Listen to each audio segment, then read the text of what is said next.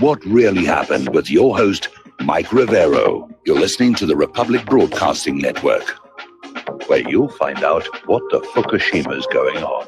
And aloha, America. Welcome to our show today. It's Friday, May 11th, 2018. Thank goodness it's Friday. Thank goodness it's Friday. Thank goodness it's Friday. We have lots to talk about today. The phone lines are open, 800-313-9443. Mike is in our control room, ready to answer the phones, put you on the air with your comments, questions, whatever you want to share with us. And of course, a reminder that the lovely Lady Claire will be with us in hour number 3 today. So let's get on into it here. And a little bit of good news. Apparently, the southern border around Syria is calm following the Israel-Syria strikes. This according to the United Nations. So that's a little bit of good news. But of course, we're in the skirmish phase of this next war, where you poke and you prod and you get a sense of what's really going to happen when you go in there with full-on force-on-force war here. Now, here's something really kind of interesting. The U.S. has come on out and said that Iran must continue to comply with the nuclear inspections. Now, this is after Trump basically violated the P5+1 deal, just dropped it completely. So in my opinion, Trump has got nothing to say about whether Iran continues to comply with the nuclear inspections. That's now up to Iran, France, Germany, the rest of the P4+1. When Trump walked out of that agreement, he lost any moral, ethical, or legal reasons to go on in there and make any demands at all. Of course, he seems to be operating under the might makes right way of thinking, but the bottom line is it's no longer up to the president. He doesn't really have a dog in this hunt, as it were. Now, Trump is already out there campaigning to try and sort of undo some of the public relations damage that has been done by his pulling out of the Iran deal. And he's out there saying, no, we're going to get a better deal. We're going to get a fair deal. And we're going to get access to all of the Iranian military bases to make sure they're not cheating. And he's out there saying, I want to be able to make a deal with them, a good deal for them, better for them, but we can't allow them to have nuclear weapons. Well, again, that's the big lie. Iran stopped their program to build a nuclear weapon all the way back in 2003, and the IAEA already knows about that. So Trump is out there saying we must be able to go to a site and check that site. We have to be able to go into their military bases to see whether or not they're cheating. Well, the IAEA is already doing that.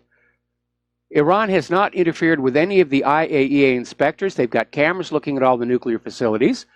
Iran is saying that the inspectors don't have a right to go to military bases and just act like foreign espionage agents if the bases don't have anything to do with Iran's nuclear infrastructure, and that seems reasonable. But, you know, is Trump going to allow Iran unrestricted access to all U.S. military bases to make sure the U.S. government isn't cheating? Because the U.S. government does cheat a lot. They told us Saddam had nuclear weapons. They told us the Lusitania wasn't carrying weapons. They told us Pearl Harbor was surprised. They told us the Maine was sunk by a Spanish mine. They told us about torpedoes in the Gulf of Tonkin.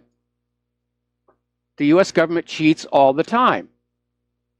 If you want access to each other's bases, if you want reciprocity, that maybe stands a chance. But just this idea of we're exceptional and we have a right to examine all of your military bases and you don't, that's not going to fly. Iran has already said, no, the deal is broken. There's going to be no renegotiation whatsoever. And so Donald Trump has gone from being the master of the deal to the master of the no deal, or the art of the no deal. And the reasons that Trump withdrew from the deal basically were built on lies and disinformation, political propaganda, and catering to the Israel lobby, his top donors, and Benjamin Netanyahu. Now, Trump is claiming he's made America safer. That's a very dubious claim. He's brought us closer to the edge of a global war that inevitably is going to go nuclear. What Trump wants is regime change in Iran, and that's what they're trying to build toward. All right, let's take some phone calls. Mike in Chicago, aloha. Welcome to the show. What's on your mind? Hi, Mike. I found an article today that was reiterating what you were talking about, and I was talking about, I think, last week, having to do with the Harvey, Illinois. Anyway, this was wire points, and the article cited that there's 20 different Illinois cities that could have tax dollars, what I would like to call garnished. Okay. Yes. The comptroller has to garnish the money that comes in order to fund the pension plans that are underfunded. Okay, Mike. And anyway, Mike. Yeah, go ahead. You told our call screener you wanted to talk about ISIS, I thought. Oh, ISIS? Oh, okay. Well, let's leave that alone. I'll tell you what they're talking about now also, and I don't know if you want me to continue, otherwise I could call back and stay on topic, but what they're also talking about now Mike, I'd like you to call back when we're talking about the economic news here and not take us off topic at this particular point. So thank you. All right, that's fine. I'll call back and we'll talk about that article later then. All right, thanks an awful lot. We're going to switch over to Steve Elkins. Aloha, Steve. Welcome to the show. What's on your mind? Well, I already figured that the United States already violated the non-nuclear proliferation agreement when they tacked in that Iran is unable or not allowed to have defense missiles, a defense missile system. So, I mean, they're just writing in new stuff all the time for this agreement. So how can you reach an agreement when you keep tacking on something new? This is ridiculous. Well, that's actually a tactic to make sure a deal is never actually made, because you'll come together, you'll make a deal, and then somebody says, oh, and one more thing. And they say, all right, okay. Right. Oh, and one more thing. And finally, the other side realizes you're not negotiating in good faith, and they walk away. And then the person who's been playing this tactic gets to say, look, they're the ones who walked away. They're the bad guys here. Now, the United States has actually been in violation of the Nuclear Non-Proliferation Treaty for, basically all the way back to 1979. Because under the terms of the NNPT, Iran has every right to build nuclear power plants. They have every right to non-military nuclear applications, medical isotopes, industrial destaticers, these machines that actually X-ray a building using nuclear isotopes. They're allowed all of that. More importantly than that, the U.S., as a signer of the NNPT, is obligated to help Iran build its civilian nuclear infrastructure. And obviously, if there had actually been a concern that Iran was going to build a bomb factory under their nuclear power station, like Israel has under Dimona, going on in and helping to pour the concrete and lay the piping and run the wiring is a perfect way to make sure it is just a power station. But the U.S. never did that. And that was a violation of the NNPT. Using the threat of military force to try and coerce Iran to surrender their right to civilian nuclear power is a violation of the NNPT. The U.S. is the one who violated the treaty, not Iran. Well, they've always seemed to violate treaties. I mean, just what they did with the Native Americans. They broke, how many treaties did they break there? Huge amount. When they have an interest, they want something, they want it, and they'll break the agreement. And unfortunately, I think every country, I believe every country has the right to defend itself. And you're right. They want a defenseless Iran, a defenseless Syria. All these countries are defenseless. They want them all defenseless so they can invade them at some point in time. Or simply browbeat them into just doing as they're told. The might makes right. If you've disarmed a country, you don't have to invade them anymore. You just sit there with your nuclear weapons and say, look, this is what you're going to do. And if you don't do it, something bad's going to happen to you. It's a nice country you got there. It'd be a terrible shame if something happened to it. Yeah. Hey, thanks, Mike. I appreciate it. All right, thanks an awful lot. We're going to do a shout-out now to our on-air affiliates just now rejoining our network. Article coming on out of Sputnik News. Israel is using planned provocations to get the U.S. into a war with Iran, because that's what Israel likes to do. Israel wants those large Middle Eastern rivals like Iraq, Iran, and eventually Saudi Arabia broken up, but they don't want to do it themselves. That's what the Americans are for. We get the Americans to pay for it. We get the Americans to be killed and crippled for it. That's the only reason they're here. And so the problem is that we have all these neocons who are currently surrounding President Trump, who are out there saying, yeah, let's go to war with Iran. Let's go to war with Iran. Of course, when they say let's, they don't mean themselves. They're not going to go. They're going to stay back in the United States in their nice little expensive homes. They're going to keep the kiddies close. It's everybody else's children who have to go fight these wars. Now, as you know, Europe has absolutely dug its heels in about this ending of the P5+1 deal. They're trying to keep the P4+1 deal going along. Iran is saying they're very much interested in that.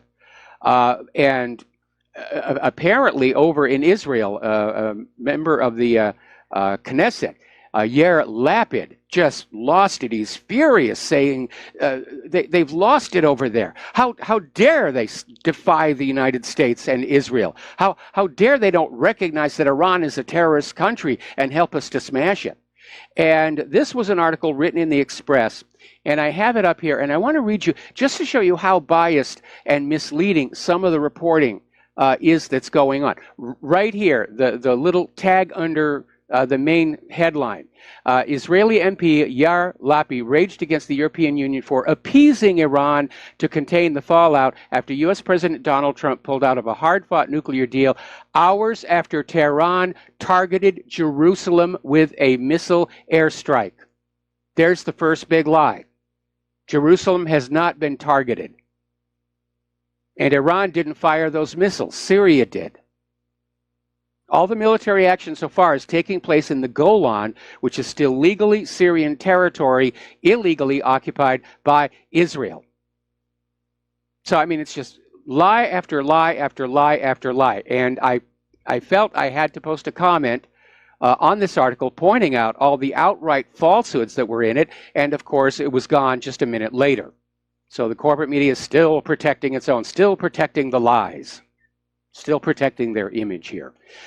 Okay, so as the Syrian army continues to make sweeping gains in Damascus, the terrorists who are basically agreeing to relocate are turning over their weapons. And as we reported before, there's a lot of American-made weapons, a lot of British-made weapons. And now all of a sudden they're starting to see all these Israeli weapons being handed over by these terrorists, which answers a question I'm asked on a regular basis. Why doesn't ISIS and Al-Qaeda, who are supposed to be this Islamic terrorist group, why do they never attack Israel? Well, now you know. Israel's their friend. Israel gives them goodies to play with, things that go bang in the night. Now, a lot of people are looking at this Israeli airstrike and saying that it was less about Iran and more about trying to degrade Syria's increasingly effective air defense systems. Now, we don't know how many Iranians are actually inside Syria. There have been some wildly exaggerated numbers thrown around about the same time as the Israeli media published a satellite photo of the international airport in Tehran and claimed it was an Iranian air base located inside Syria. So it's just more of the lies here.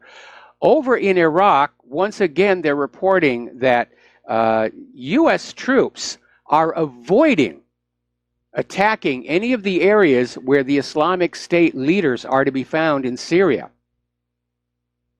The troops aren't shelling those areas. The U.S.-led coalition jets are not going near those areas. The U.S. is still protecting their little pet terrorist groups out there. Now, over in Russia, there's a member of the Council of Federation, Alexei Pushkov, and he's saying there are two places in the world where military conflict, direct military conflict between Russia and the U.S. could actually start. And he's saying that obviously that's in Syria, and it's obviously up in the Baltic region, meaning Russia, Ukraine. Apparently, Pushkov thinks that North Korea is no longer a flashpoint. But he's absolutely right. These are two places where we could get into a direct one-on-one war with Russia, and that's going to be a bad idea because inevitably it's going to go nuclear. Remember what Paul Craig Roberts said a couple of months ago, said there were actually people inside Washington, D.C. who were urging an unprovoked nuclear first strike onto Russia. Just hit them hard and smash them and get it over with. That's the kind of thinking that is pervading Washington, D.C. these days. Now, here's a very bizarre article. Pardon me. And at first, you're going to wonder if this makes any sense at all. And this is from Pravda. The headline reads, "The West worried about Russia's efforts to reduce military spending." And they basically go on in there and they point out how U.S. military spending is up to $700 billion for this year. And at the same time, the military budget of the Russian Federation has been reduced by 20%. Because Putin wants to spend Russia's money on Russia. So why would the West be worried about Russia spending less on their military? Well, if you're actually thinking about going to war, obviously that would be a good thing. But if your business is using the threat of Russia to get more money out of the American people for the military-industrial complex, that's a problem. Because now everybody's going to be saying, why do you need more money to go up against Russia when Russia is pulling back? And that is definitely a valid point. And that's why the West is worried. The military-industrial complex, they want to scare you with that Russian boogeyman. Be afraid, there are Russians underneath your bed. There are Russians hiding in your bedroom closet. Russians are stealing socks out of your dryer. Be afraid. Give us your money and your children. We'll save you. All right, let's take a phone call. Peter in Los Angeles, aloha. Welcome to the show. What's on your mind? Michael, it's pretty clear that France and Germany and Belgium and a lot of our European historical allies thought this was a horrible idea, this getting out of the Iran deal. And the American people are in the polls, they're against it as well. And so, and you're right, Trump illegally pulled out of it. We're the ones that violated this treaty, not the Iranians. So the point that I want to make here is that why, since the American people don't want us to pull out of that deal, and our allies, our important allies at that, China and Russia don't want us to do it, but we do anyways. Why would any country, and we do it because Israel and the lobby wants us to, why would anybody bother even negotiating with Trump? Why not just go negotiate with Netanyahu and let him, why not just go right to the source of the power? Well, that's one valid point, but the question actually is asked, why negotiate at all?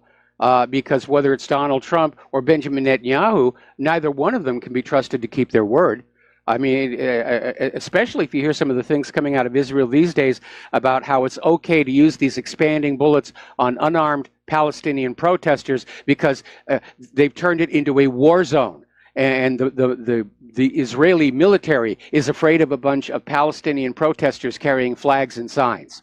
I mean, anybody who's willing to say that, they're willing to say anything. And don't forget the motto of Israel's Mossad, by way of deception, thou shalt do war. Israel is proud of the fact that it lies to get what it wants. Look at the USS Liberty as just one example. Has it ever been just more starkly apparent about what's going on? Yeah, I mean, honestly, allies of 40 years in a perfectly, no violations by Iran. And everybody's saying, stay in, stay in. The American people, everybody.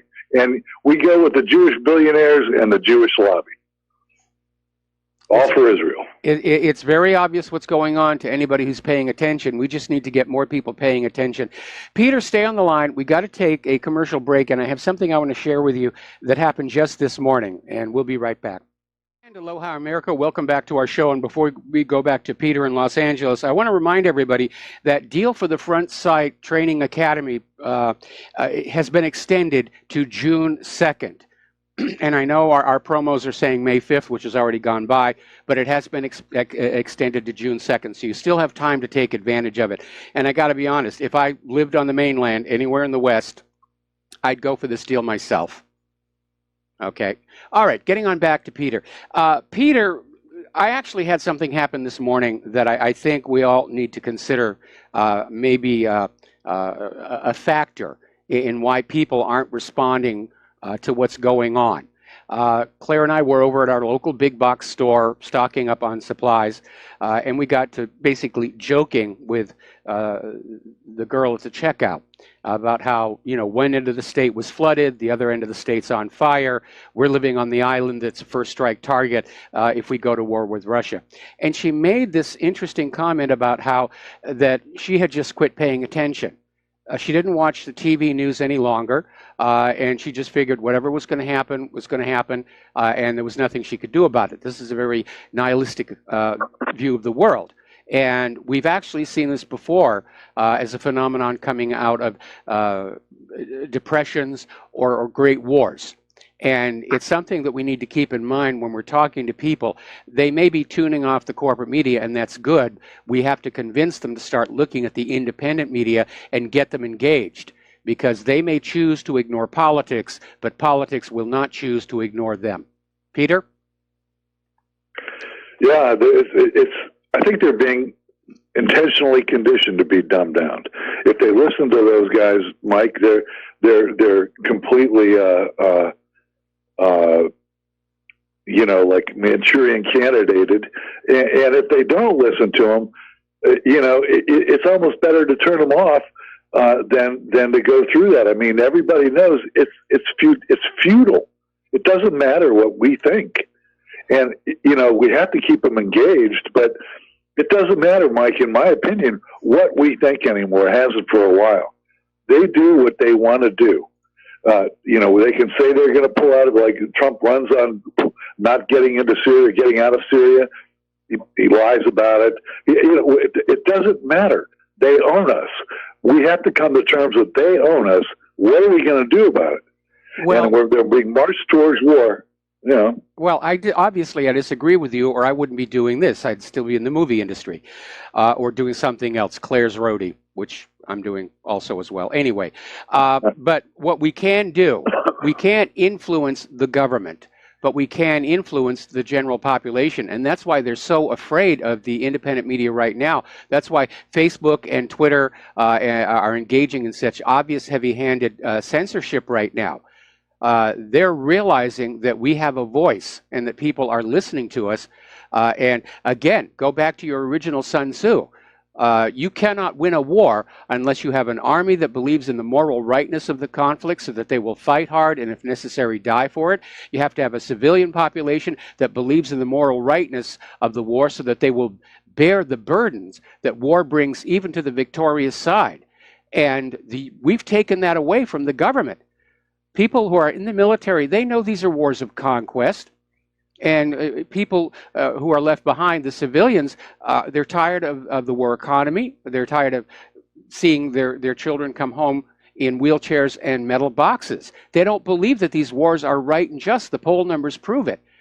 And at some point, I'm hoping that somebody is going to say, we can't go forward with this any longer. We don't have the backing of our own people. We don't really have the enthusiastic support of our own military. And we cannot win these wars alone on our high-tech wonder weapons, because that was Adolf Hitler's major strategic mistake toward the end of World War II.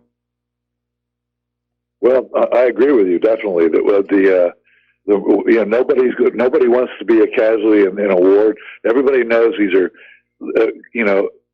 completely a fool's errand. And all these wars we're in, that we're doing it for Israel, where there's nothing in it for the United States. There's nothing to it in it for the American people. Even Trump doesn't believe in it. I don't believe he would have said what he said in the campaign had he believed in it. But the Trump and the entire Congress, they're just whores. They just, they're just whores. What we have to do is to undercut any semblance of legitimacy that they still have. That's what we can do. We can do that. We are doing that right now. And I was serious.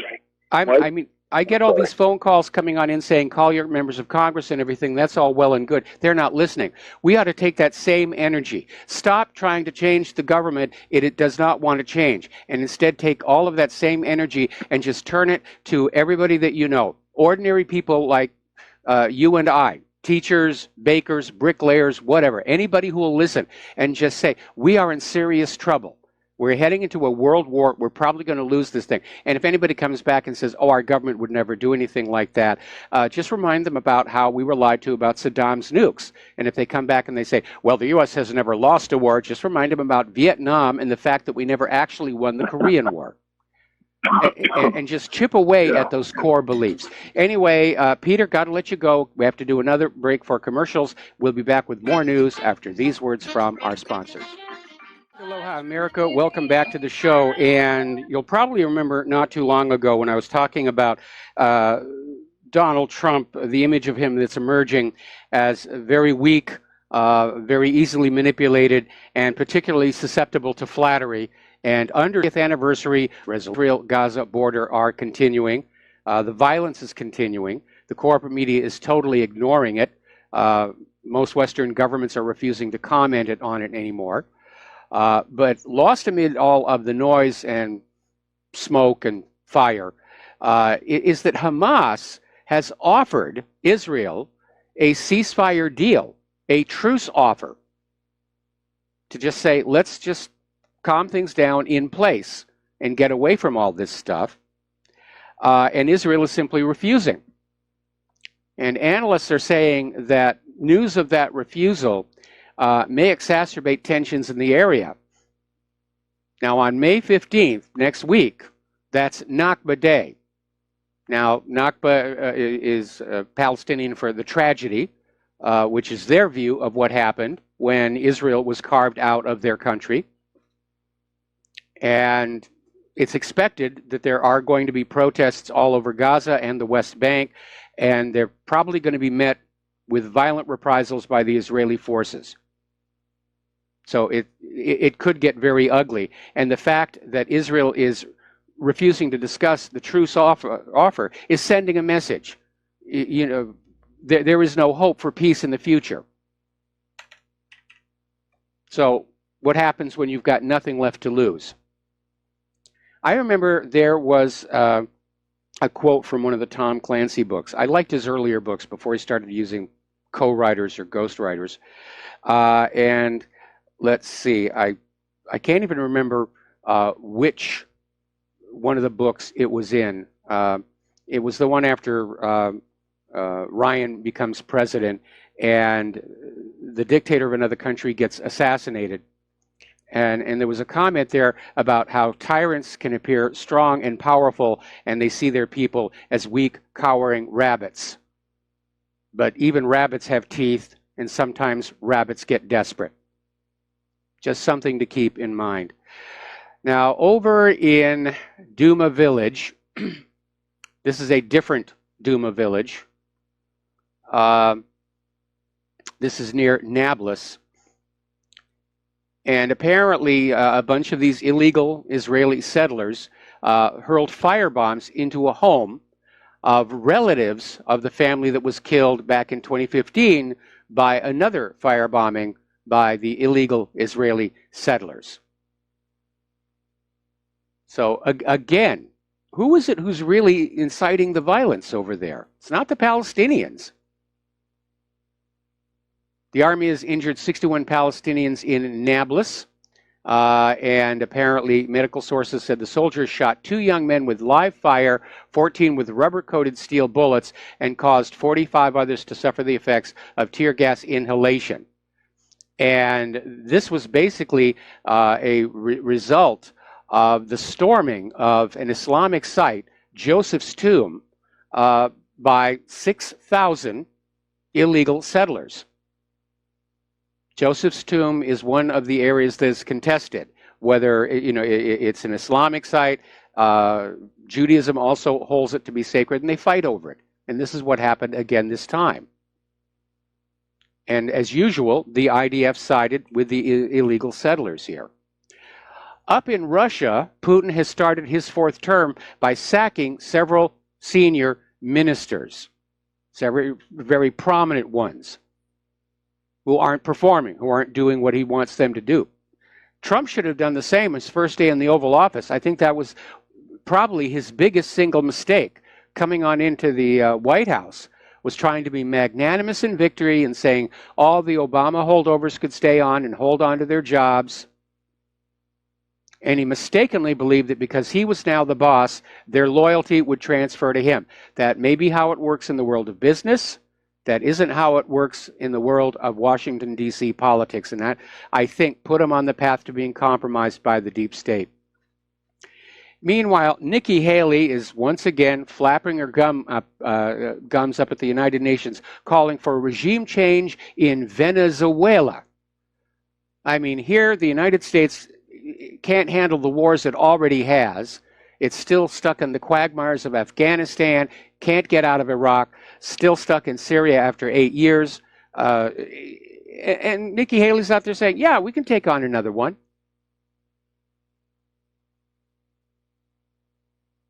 I think what's going on is the U.S. government is realizing the American people have reached a breaking point, and we're just going to pull back and say, no more of this. And it's not like we have to actually do anything to the government. We just have to stop listening to them, stop agreeing with them, stop saying, yes, it's okay. Withdraw our consent.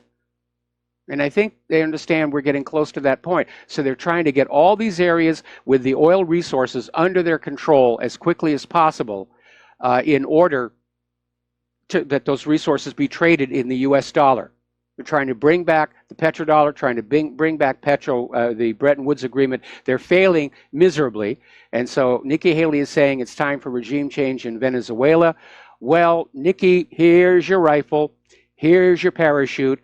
Here's your day-glow orange jumpsuit left over from the CIA's torture centers. Watch your head climbing into that transport plane, and we'll call Nicolas Maduro and tell him you are on your way down there to kick his butt all by yourself. But we, the American people, have had enough. No more wars. We don't like them. We don't want them. We hate paying for them. We don't like to sacrifice our children in them. They do not help our nation. They only help the bankers, the military-industrial complex, the neocons, and people who dream of glory, who go to sleep at night thinking that if they blow up enough of the world, in future generations, school children will be forced to memorize their name and picture.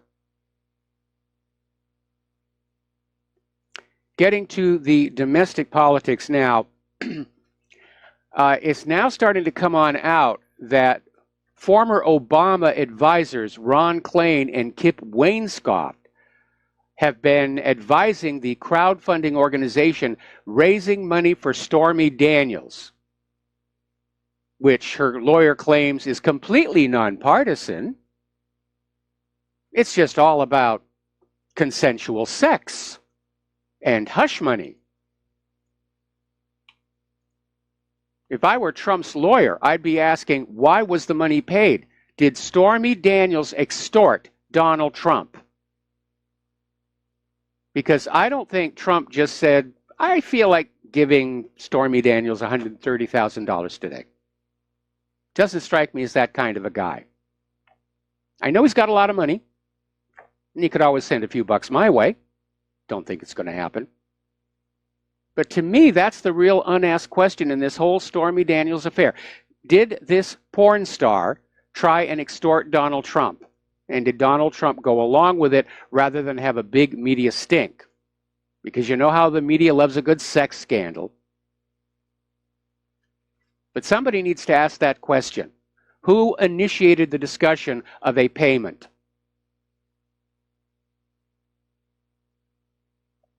Now, as I've made abundantly obvious, I'm not sympathetic to Trump. He's been a tremendous disappointment to me. But fair is fair and just is just. And in this case, to me, it looks like Trump is the victim and Stormy Daniels is the bad guy. And not just because she's a porn star. Now, Tom Fitton over at Judicial Watch is describing there's been another miracle. It's a miracle. The FBI has found more tarmac meeting documents and will soon forward them to Judicial Watch toward the end of the month. And apparently they're now admitting there are even more documents. Apparently part of the problem is the Strzok page texts included mentions of documents about the tarmac meeting. That's what got Judicial Watch on the scent, as it were. Still getting stonewalling. The FBI and the Department of Justice are trying to keep a lid on whatever this scandal is, and I think I know what that scandal actually is. Now, earlier in the week, we were talking about this fight that's going on between the congressional investigators in the Department of Justice and the FBI over this FBI source who apparently provided huge amounts of information to the Mueller special counsel. And Congress wanted to know who this person was, even if it was in a closed-door meeting, and the FBI said, absolutely not, can't do it. Well, it turns out the Wall Street Journal is basically saying the FBI planted a mole inside the Trump campaign. And they think that mole may have been Stephen Halper. So there is another major scandal. The FBI spying on a presidential campaign. We are way past Watergate right now.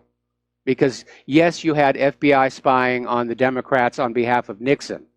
But Nixon's operation was just this little tiny group, the plumbers, and his insiders in the White House. This is involving the leadership of major government agencies, Department of Justice, Federal Bureau of Investigation. This is a monstrous scandal that needs to get on out. And again, I think what lies at the core of it is that Clinton Foundation, which everybody seems to be dirty about, and I think the reason they circled the wagons to protect Hillary Clinton over that email scandal is that Hillary Clinton was running an espionage operation while Secretary of State, basically a repeat of Chinagate, selling U.S. secrets to foreign interests. I mean, they were selling everything else. Look at all the uranium. And using the Clinton Foundation to collect and launder the money. It's a legitimate question to ask, and I'm going to go on asking it here. Now, we're still following up on former New York Attorney General Schneiderman, who's been accused of some rather kinky sexual goings-on. And he, of course, denied it all happened and then promptly resigned, which is sending repercussions through this little deep state committee that's been against Trump, because he was their ace in the hole, that he could bring state charges that Trump could not pardon. But apparently Michael Cohen may have info on some of these women who were victimized by Schneiderman. And apparently Attorney Pete Gleason wrote a letter to Manhattan Federal Judge Kimba Wood, who's overseeing the review of documents seized in the raid on Michael Cohen, asking her to seal any files concerning the two alleged victims. Some very bad people in political office, as it were.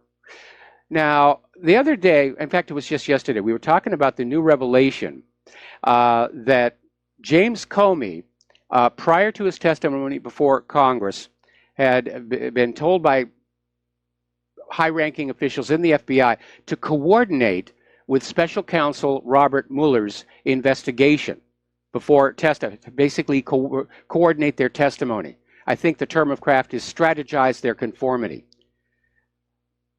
But if you think about it a little bit, what this means is that Robert Mueller tampered with a witness. He told Comey what to say to Congress. That's witness tampering. That's a crime.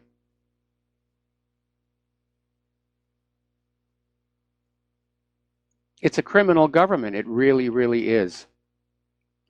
Now, there's another story that's just now breaking, and apparently in the summer of 2016, Brennan, with his FBI liaison Strzok, along with the help from Kerry at State, set Russian espionage traps for minor players in the Trump campaign through cultivated intel assets. In other words, they were setting up entrapments.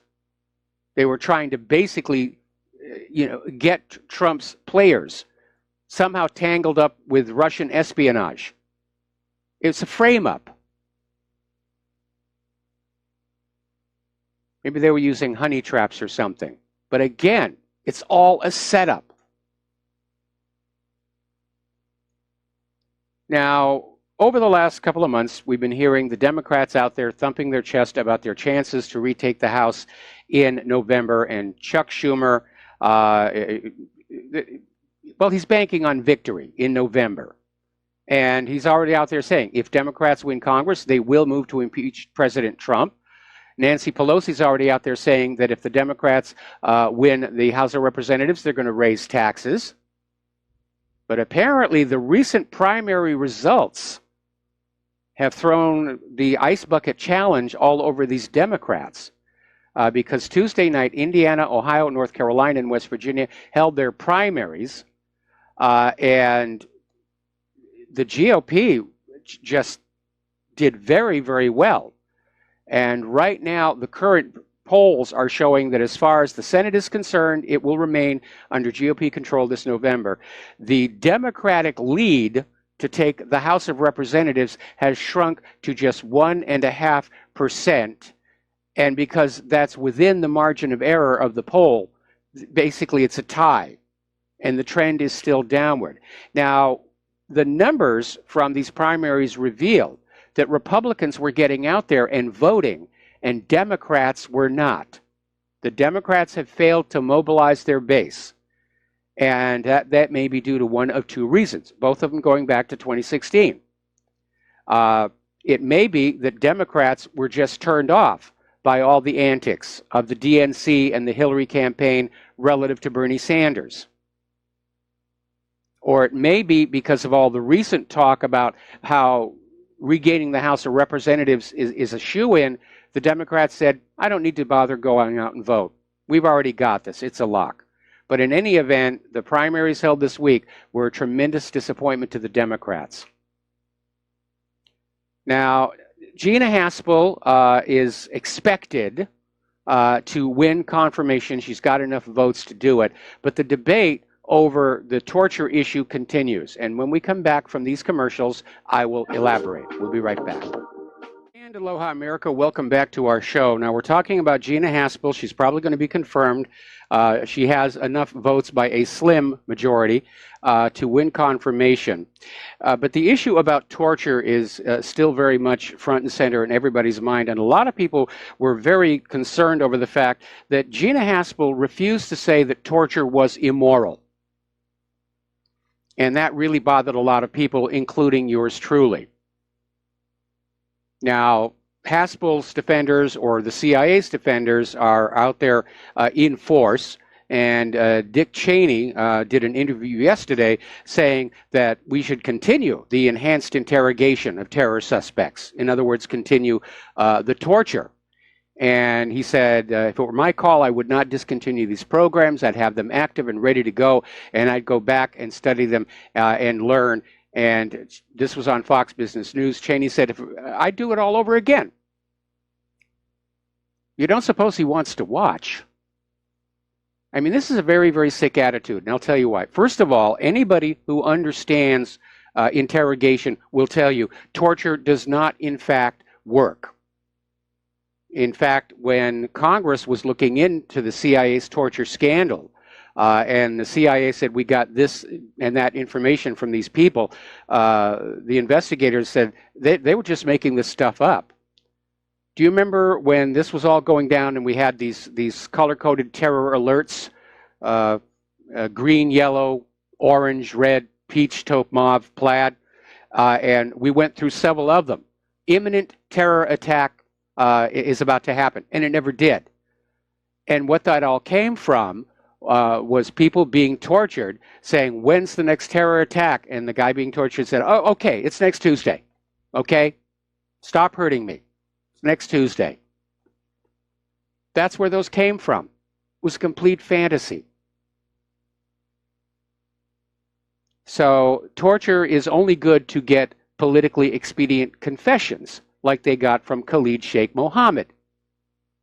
They only had to waterboard him 183 times to get him to confess to being the mastermind of 9/11. And by the way, he suffered permanent brain damage as a result of that abuse.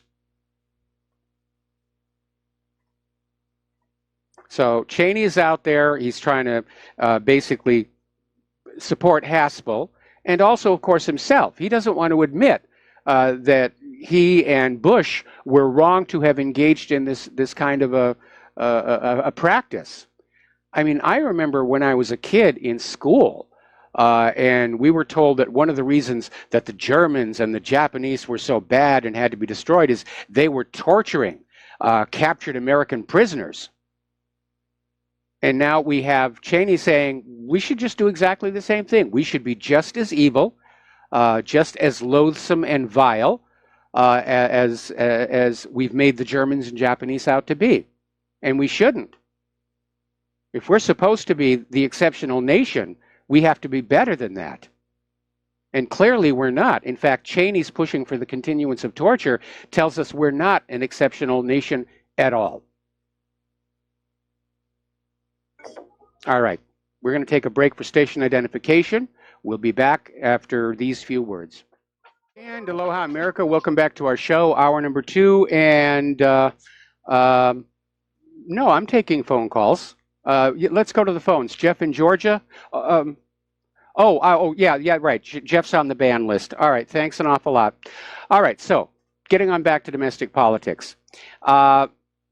Apparently, Maxine Waters had a bit of a meltdown on the floor of the Congress, and it was triggered off by one of the other members of Congress basically getting up saying that we need to try and figure out what unites us rather than what divides us. This was from Pennsylvania Representative Mike Kelly.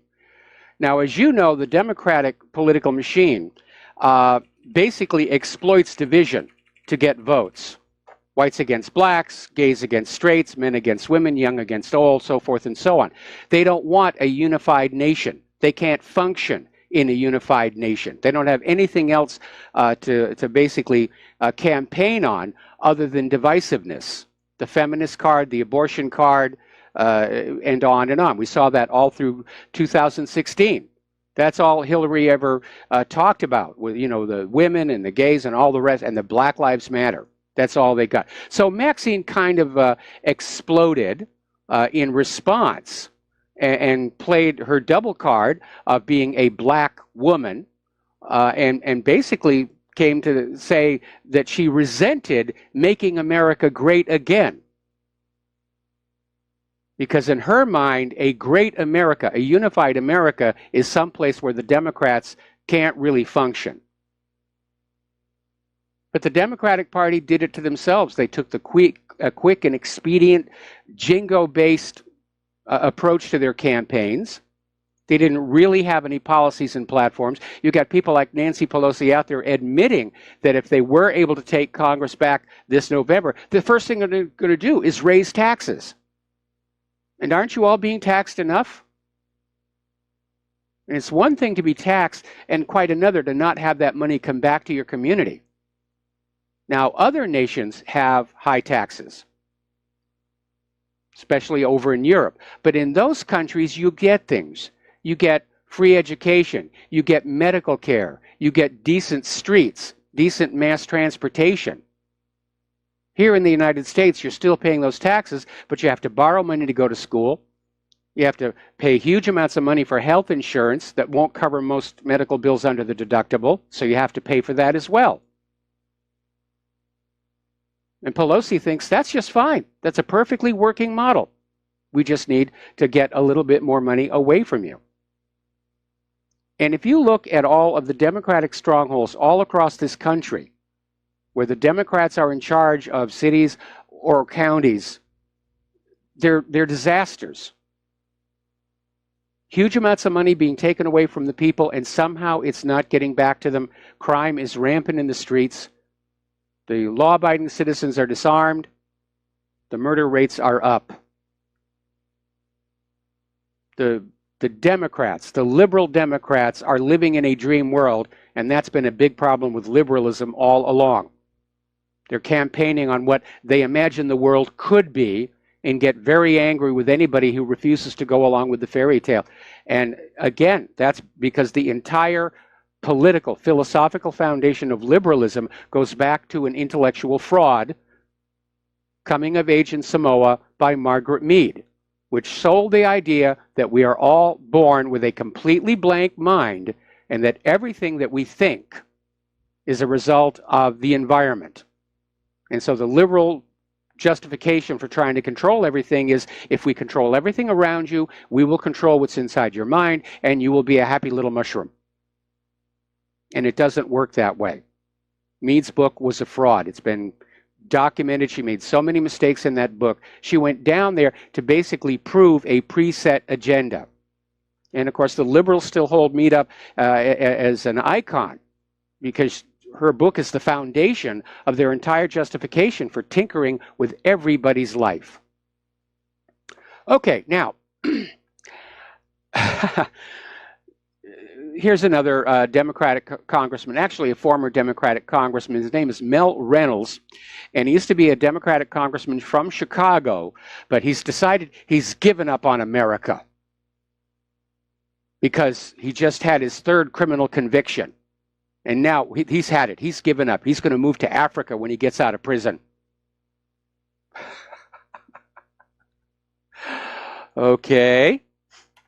Now, Rosie O'Donnell is trying to recover from the revelation that she exceeded campaign finance laws by donating way too much money using 4 different names and 5 addresses.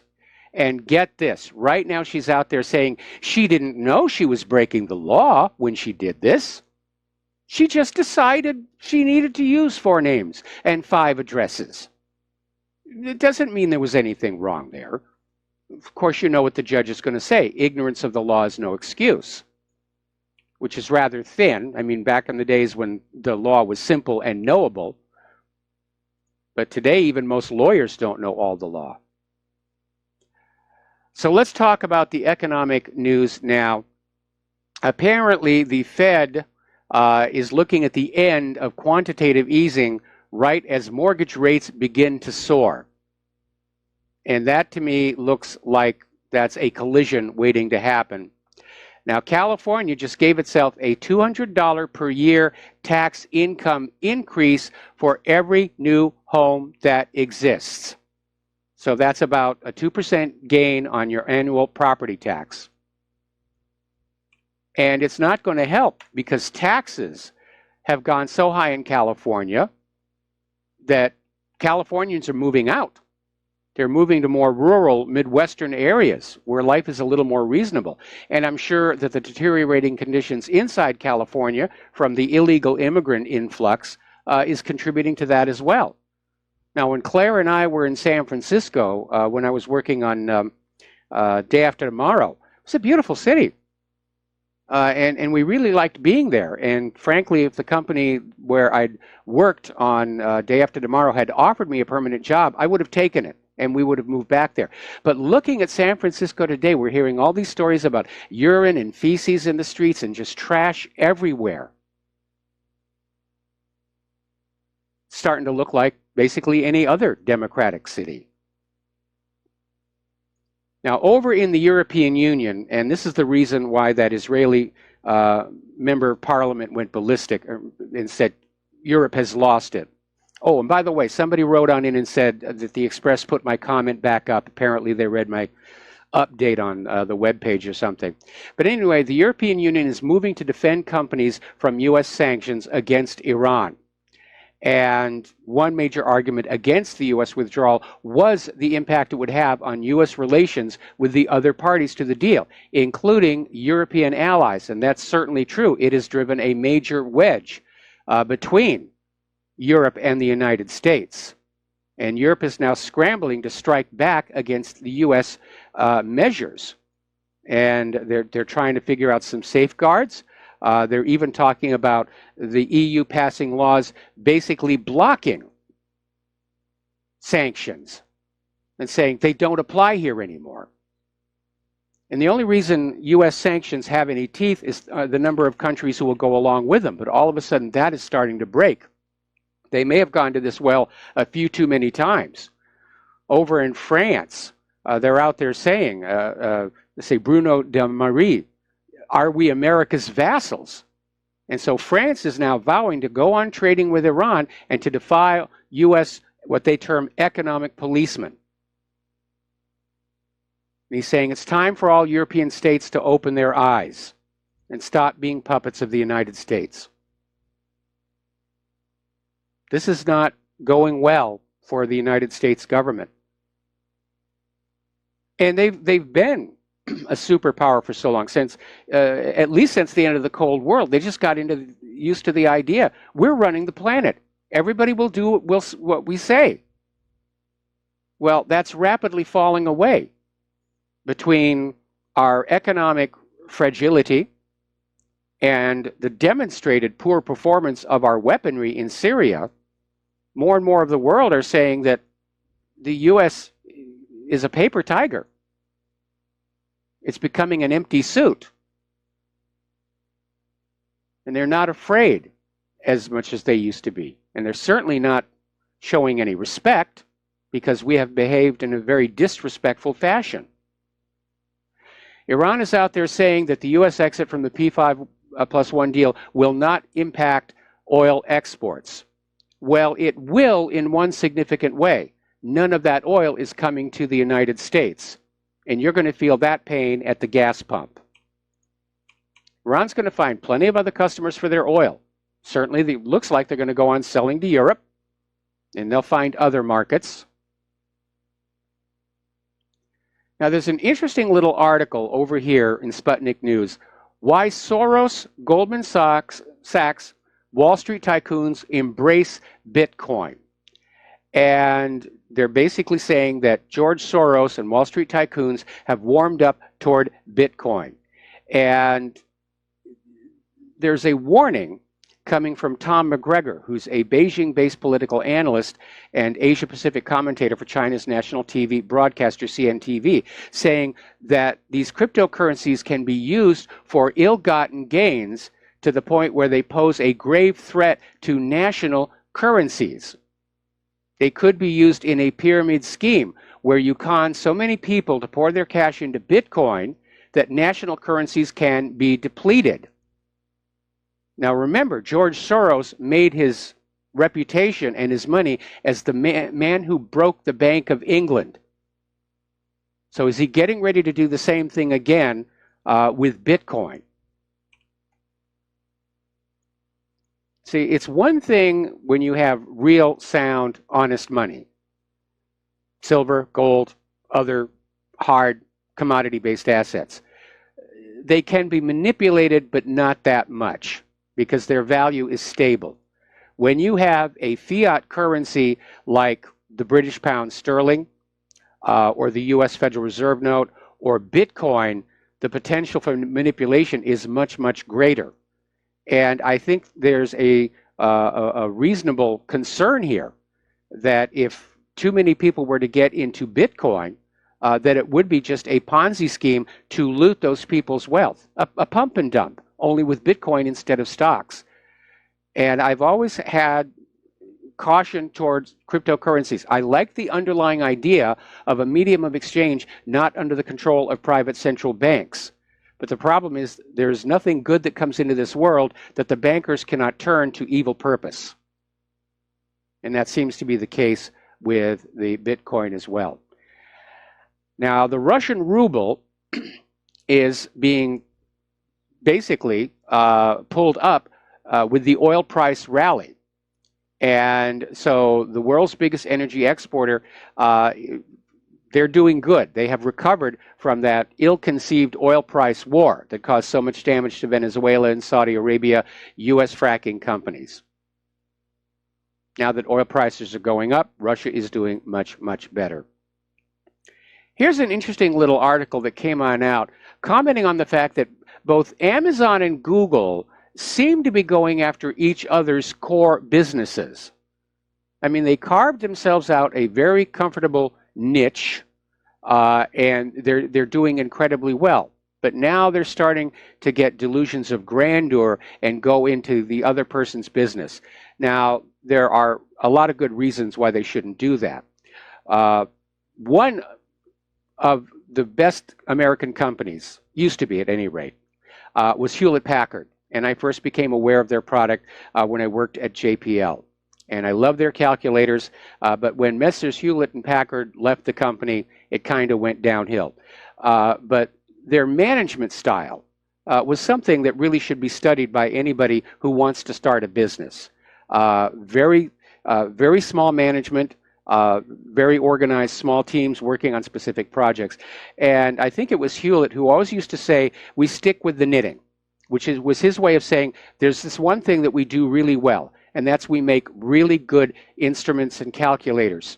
And we just stick with that, and we will be happy.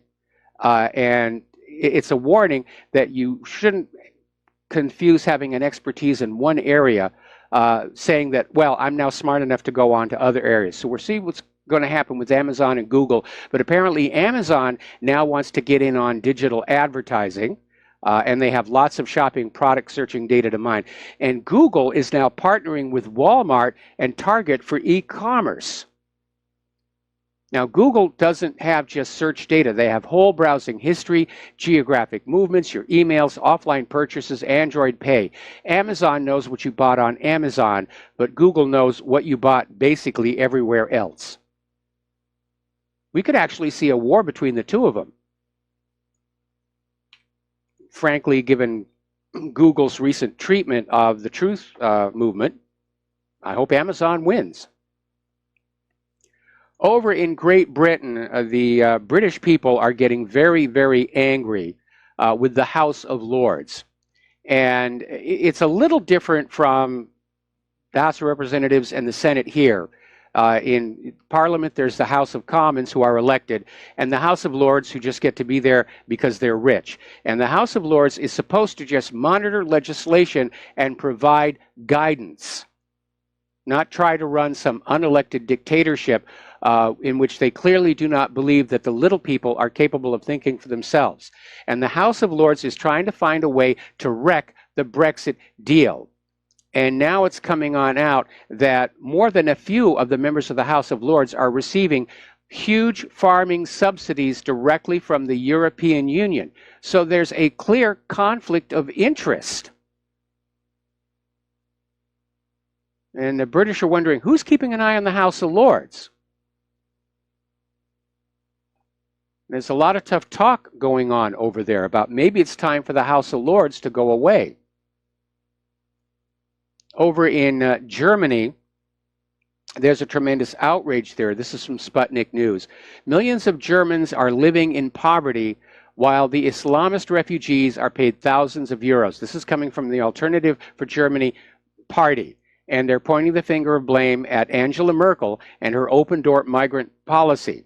And it's a major source of criticism for her and her government because Germany is spending generously on migrant welfare, including migrants who formerly had ties to Islamist terrorist groups.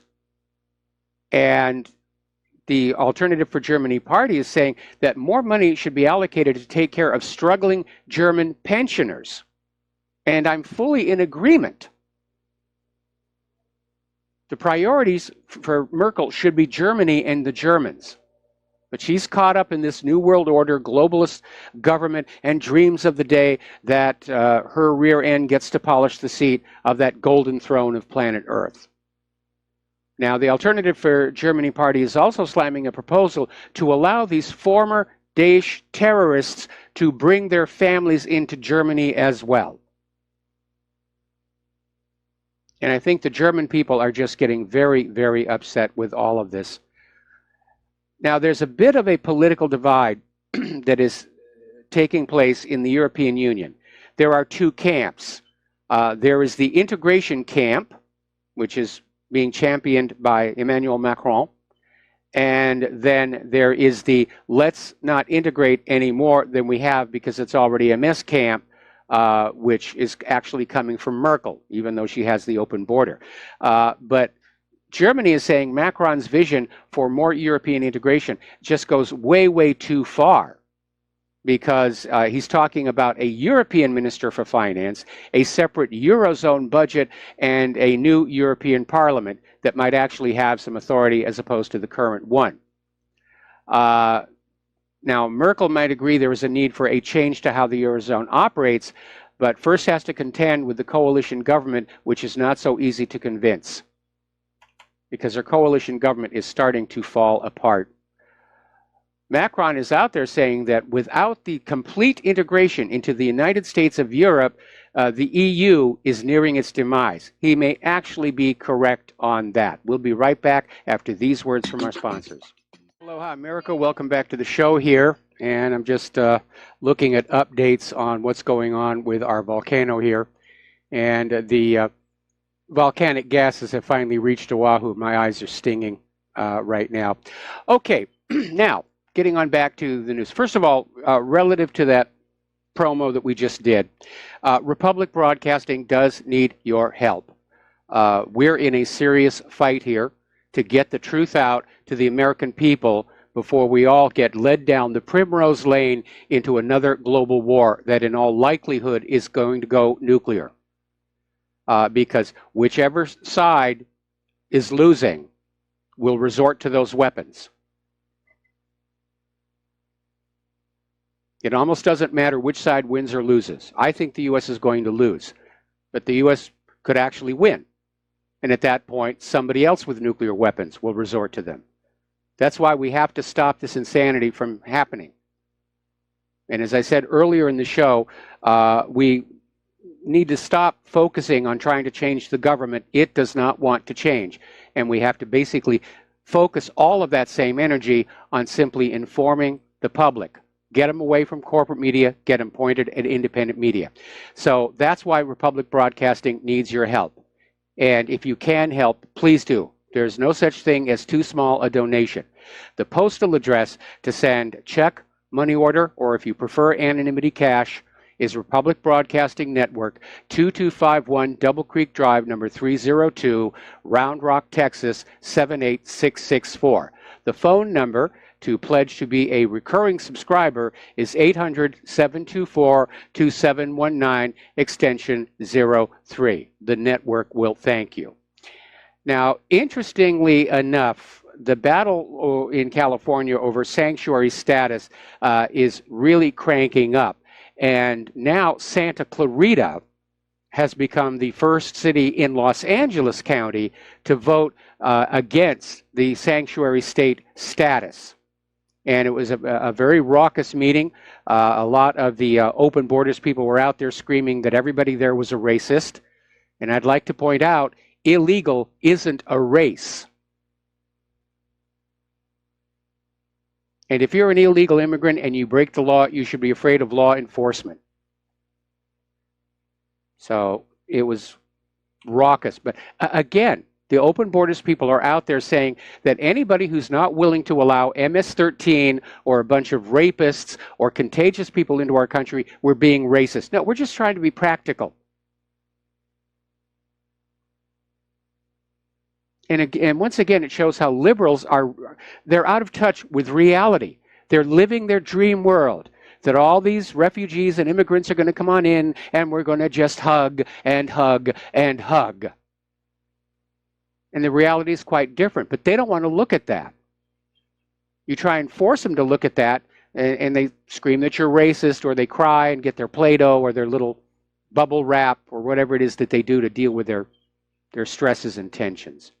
Now, according to the Customs and Border Protection Agency, the National Guard is making an impact at the U.S.-Mexico line, mostly by freeing up the credentialed Border Protection personnel to go on out and actually do their job, which is to arrest people on the wrong side of the border or basically send them back. They also captured 1,000 pounds of marijuana and apparently turned back 451 people who attempted to illegally cross the border.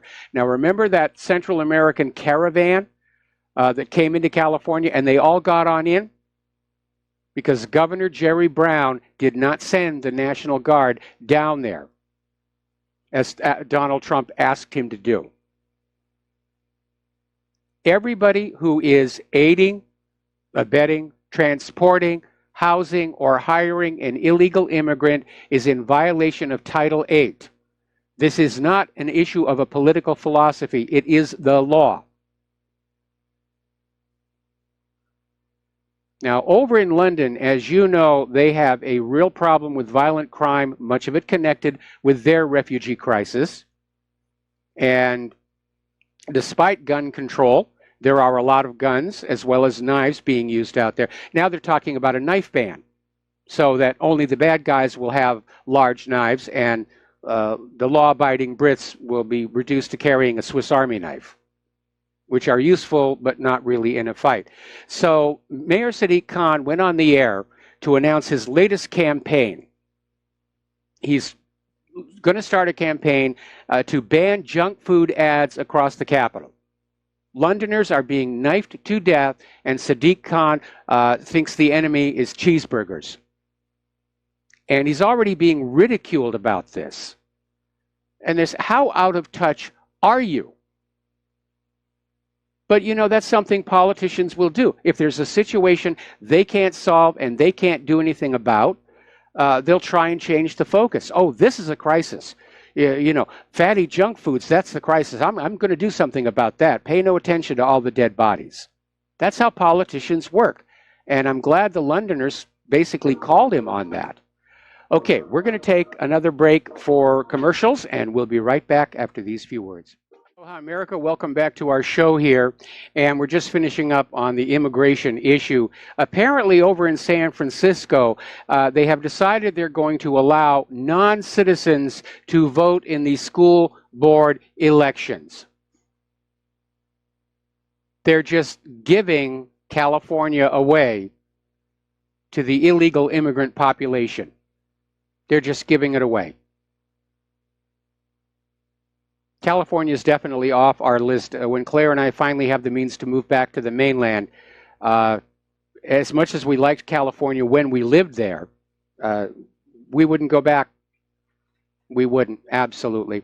Okay, there have been a couple of unfortunate gun events, actually only one real gun event, and over in Palmdale, California, at the Highland High School, there's a 14-year-old boy who was arrested for shooting another teenager in the arm.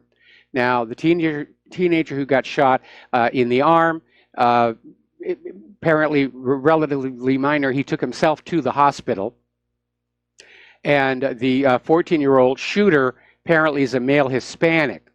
Now, there was also a report of a shooting at an elementary school just 7 miles away, still within the city of Palmdale. Turned out that was a false alarm.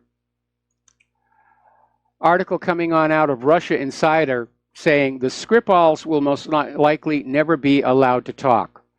Now, as you know, this whole situation with the Skripals smells like a set-up job. In all likelihood, what they actually had suffered from was severe food poisoning, and somebody said, well, we can use this to bash Russia. We can use this to smear Putin and just demonize Russia all that much more. And they made some rather wild claims about Novichok, about how it was only available in Russia, and it turned out that was a complete lie. They can make it right there in Porton Downs. Other countries have it. And then they claimed that the doorknob of the Skripal's home was painted with something like 50 grams of Novichok, which would have poisoned the entire neighborhood. One of the samples sent to a lab identified a contaminant that's only available from the United States. And finally, of course, the media has now shut down the story.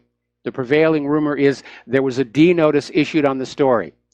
So Russian diplomats and family members are very angry over the fact that Britain is not allowing any contact at all with either of the Skripals.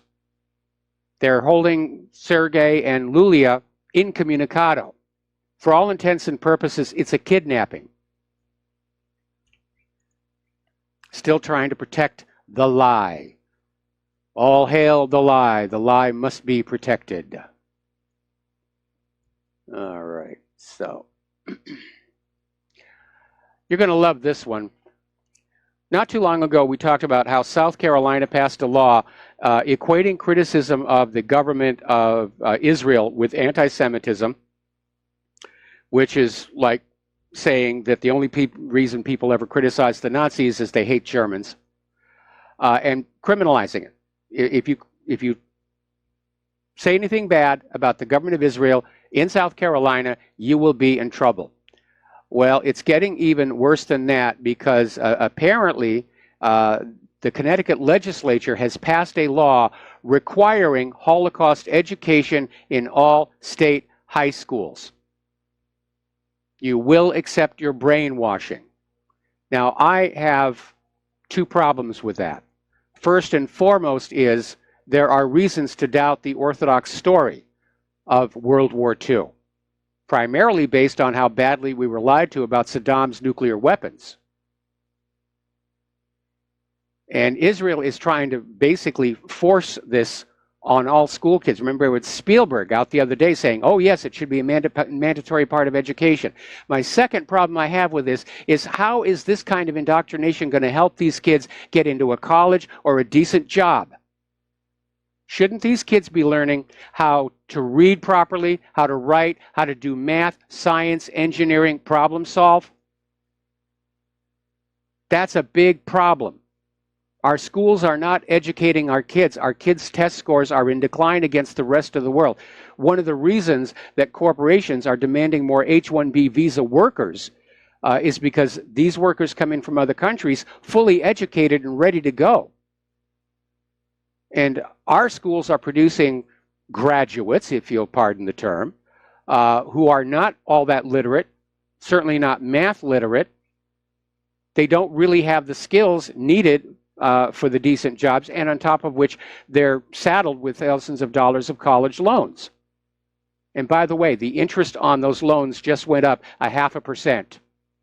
So the college loan bubble just got a lot worse. But I think the people of Connecticut need to ask what the heck is going on, where the schools are just out there not educating our kids, just telling them to believe. Believe in the 6 million. Believe in the gas chambers. We don't need to show you any proof, and pay no attention to people who've got proof to the contrary. Just believe. If you're a loyal American citizen, you will just believe as we tell you to believe. That's a good little mushroom. All right, so let's talk about our local volcano because, again, far from over. Apparently the volume of the toxic gas coming out of the East Rift Zone on the Big Island is increasing. There are now 15 fissures. At the moment, none of them are have lava flowing. It's basically sealed over. But the tilt meters are now showing the deformation starting to increase again. And that suggests magma is moving even further to the southeast, where it may break out again. Now, the real problem is scientists are very concerned over the sudden drop of lava in the Kilauea crater. And originally, they were saying their concern was that if it goes below the water table, that water would start getting into the channels and there would be steam-generated explosions and a large event. Well, now they're upping that a little bit and saying the concern is that the sudden drop of the lava level may mean that the pipe that connects that crater to the magma chamber below has become plugged and pressure is building up behind it. And if the plug were to let go, there would be a very significant eruption. We're talking about an eruption where the ash cloud could actually reach the mainland, and it would be flinging these multi-ton boulders for miles. So Volcano National Park is closed. And again, we're keeping an eye on it. But the whole planet is rocking and rolling here. Let's take some phone calls. Curtis in Nevada, aloha. Welcome to the show. What's on your mind? Curtis, are you there? Yeah, can you hear me? I can hear you now. Okay. I'm listening to your callers and your program, and I would argue that Europe has been controlled by the deep state longer than the U.S. has. Would you agree with that? Well, it all depends on what you mean by the deep state. I'm sure that every nation has their own form of the deep state inside, but you're talking about the globalists. Yeah. I'm talking about the globalist agenda. that we're basically have been against. And my point is that somebody makes a statement saying that Europe is our historic allies.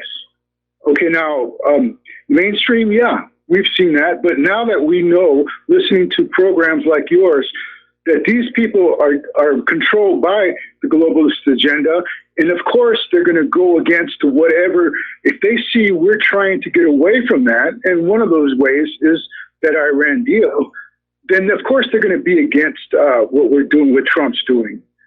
But I mean, if they don't understand by now that these European heads of states are not our friends, when will they ever?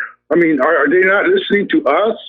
Are they going back to what they remember back in World War II, or from what the mainstream has always said about Europe? You see my point? Again, I think it is a fallacy to imagine that there is some single monolithic entity that's calling the shots for the entire planet. What we have are competing factions, each with their own agenda, going back and forth against each other.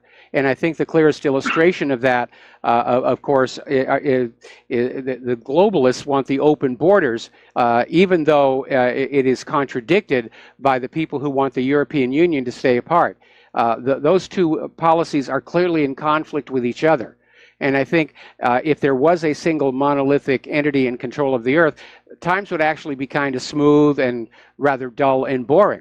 The reason for all the conflict is that you have these different disparate groups with their own agendas that are now raising tensions against each other.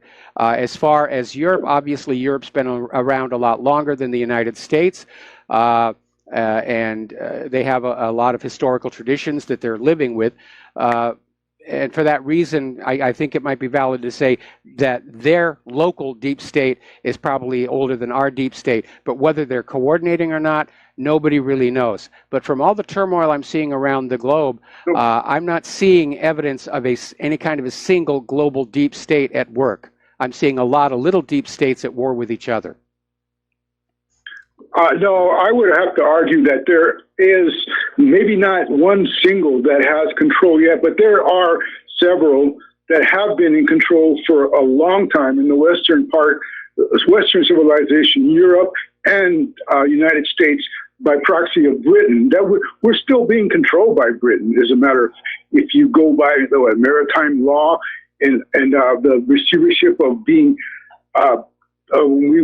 Curtis, went into Curtis, maritime law does not apply on the sovereign soil of the United States. Maritime law is jus gentium.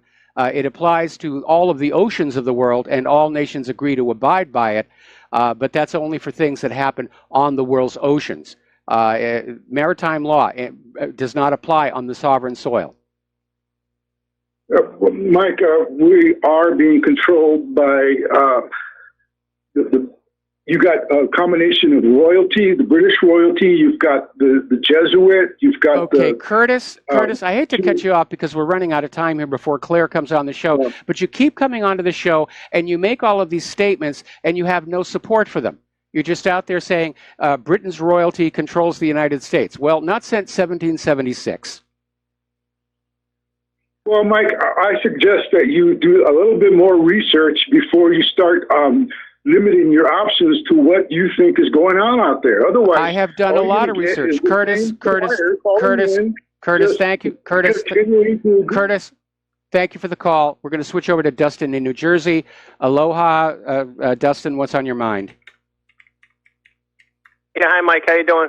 Doing okay. I just want, Mike, with Curtis, you got competing oligarchies in the world. Yes. They agree on some stuff. They don't agree on other stuff.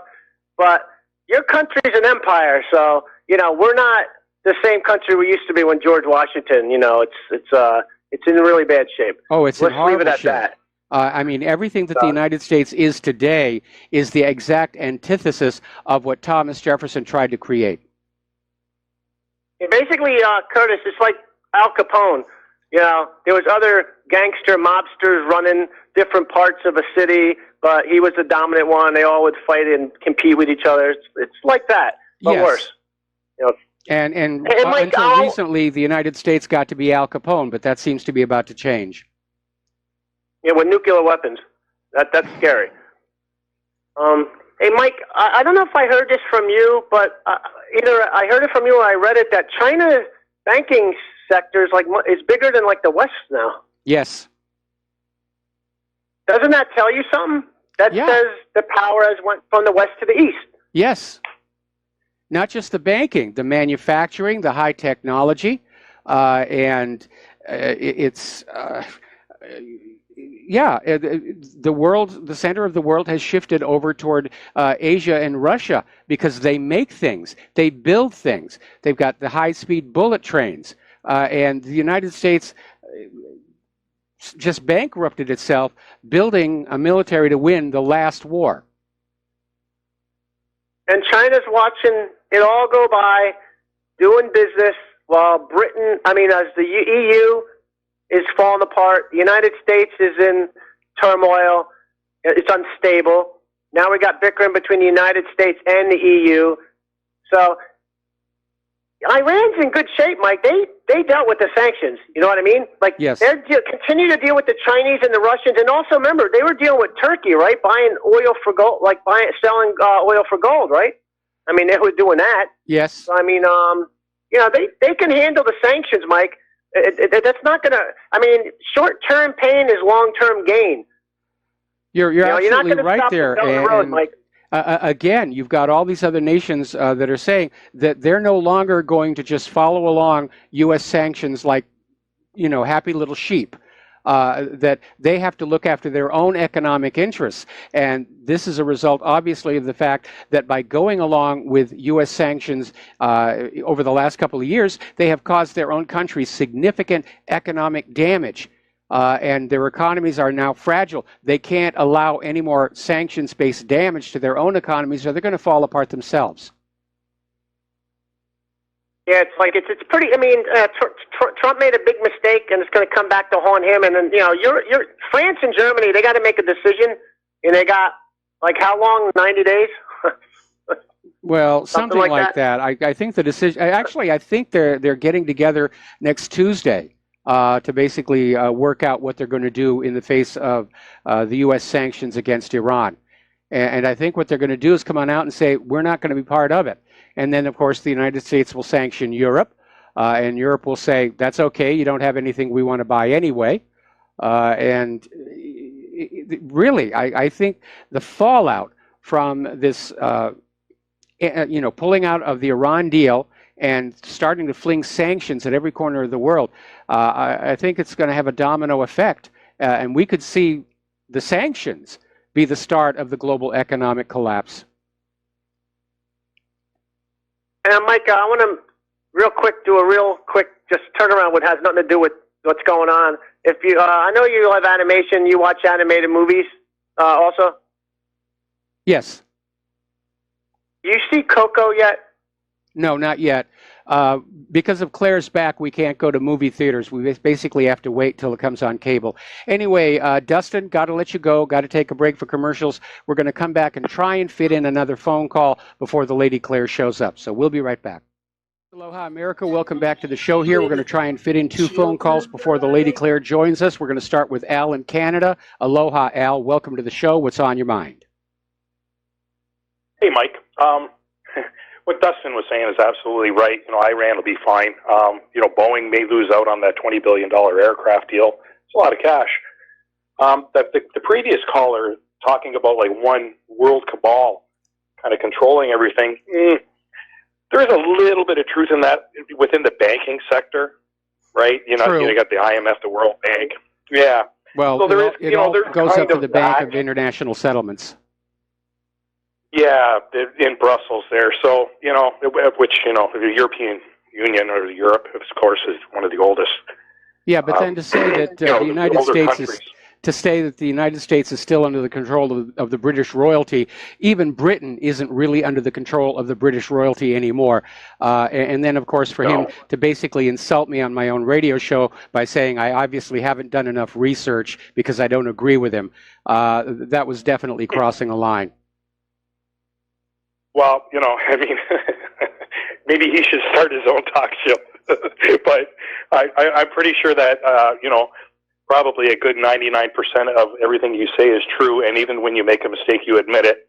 And you say, what I said was false and blah, blah, blah, blah, blah. Because, everybody's fed false information from time to time. Yes. But the British monarchy, I don't know why that stuff is still alive. They're not royalty. No one's royal. We're all the same. And, maybe one day when we get rid of currency and we can manage to get along with each other, even within our own borders, we can have, this world federation. It's not going to happen for a couple hundred years, in my estimation, assuming we even live past the next 5 or 6. Yes. So I appreciate you taking my call, Mike. Thank you very much. All right. Thanks an awful lot. And we're going to go to Vivian in Canada. Aloha, Vivian. Welcome to the show. What's on your mind? Yes. Hi, Mike. I'm sorry to be the one to say this, and I suspect others are thinking the same thing. It's already too late. By the time we become aware of the severity of the problem, it's already out of control. And if we want to see our future, I think we have to look at Palestine over the last 70 years. I know in the decades, starting in the 1920s, the Palestinians were well aware of what the Zionists were doing. There were riots, there was protests, there were, and that was met by extreme heavy-duty military action from the British, who finally turned tail and ran. And the British, by the way, was actually the Scottish Highland Regiment that played a huge role in helping to overcome the resistance of the Palestinians. In fact, while they were making their plans, the Zionists that were in Palestine used to go up in airplanes with picnic baskets or children's baskets, and in there they had all the equipment for mapping out the territory below. By now, if we are aware that things are pretty bad under, it's a smokescreen. The chaos that's going on around the world is just a smokescreen for what's happening, just like World War II was a smokescreen for creating Israel. Now, well, no, I would disagree with that, but we don't have time to debate it right now. Vivian, I'm going to have to let you go. We got to take a break. We're going to close the phone lines and get ready for the lovely Lady Claire. We'll be right back. And aloha, America. Welcome back to our show, hour number 3. We're going to close the phone lines for a little bit while Claire gets her news out. And obviously, for those of you watching on YouTube, the gorgeous creature sitting over here is my lovely wife, Claire. And Claire, what do you want to talk about first? Well, the first thing I want to talk about is President Trump's trashing of the Joint Comprehensive Plan of Action with Iran. And I've got to tell you, Mike, this doesn't appear to have anything to do with nuclear weapons, missile development, or even Iran's supposed role as the world's top sponsor of terror. I laugh every time I hear that phrase here when you look at all these terrorists who are surrendering in Syria armed with American, British, and Israeli weapons. Yeah, I mean, it's so hysterical. The problem with starting to laugh at this stuff is it gets very hard to stop. But what this is all about is squeezing the Iranian economy with harsh sanctions, about making the people of Iran scream economically, overthrowing the mullahs and installing the Mujahideen Khalq, MEK for short, also known as the People's Mujahideen. Now, in other words, a regime change. Yeah, exactly. Now, last year, John Bolton told a gathering of MEK supporters, the organization formerly listed as a terrorist group, it is a viable alternative to the current government in Iran. Now, that's really? a little hard to get your mind around. We have MEK, formerly a terrorist group until they started working for us, for working for the U.S. government, is now being groomed to be the new government of Iran. Yeah, it boggles the mind. And now that Bolton is Trump's guy, Plan B, as opposed to Plan A, bombing the heck out of Iran, can proceed. But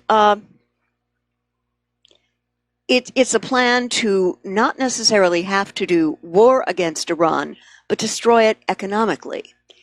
And well, here's the issue. I yeah. mean, there's a long history of the U.S. overthrowing the government of Iran, going all the way back to 1953 and Mohammad Mossadegh. That in turn led to the Iranian Revolution of 1979. And the U.S. government, which knows how to carry a grudge, tried another regime change back in 2009 that fell flat on its face when they unveiled the flag of the new Iranian Republic, and it turned out to be the flag of the Shah. And then you had the son of the Shah went public saying that he was ready to resume the peacock throne. And at that point, the people of Iran said, we're not going to go along with this. I don't think so. Yeah. Now, here is the issue. The people of Iran are now well aware of this history. Yes. Of covert U.S. attempts to overthrow their government. And so they're going to recognize that it is happening again, and they're going to dig in their feet. And rather than the sanctions are angering them against their own government, the sanctions are going to anger them against the United States and anybody connected with it, including MEK. Yes. And something very important for people to be aware of. What President Trump has done has been the placement of former CIA Director Mike Pompeo as Secretary of State and former U.S. Ambassador to the UN John Bolton as National Security Advisor. And the two have made very clear that their preferred policy toward Iran will be regime change. And it's a policy that's actually prohibited by international law. That's too bad, because we could certainly use that here. Yeah, hello. But perhaps the most troubling development, Mike, is the apparent de facto alliance against Iran by Israel, Saudi Arabia, the UAE, and Bahrain.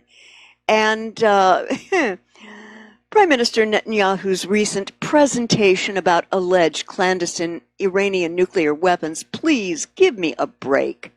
It had echoes of Colin Powell's heavily scripted speech before the UN 15 years earlier, saying that Iraq had a weapons program. That, too, was a lie. Absolutely. I remember with this little vial of talc.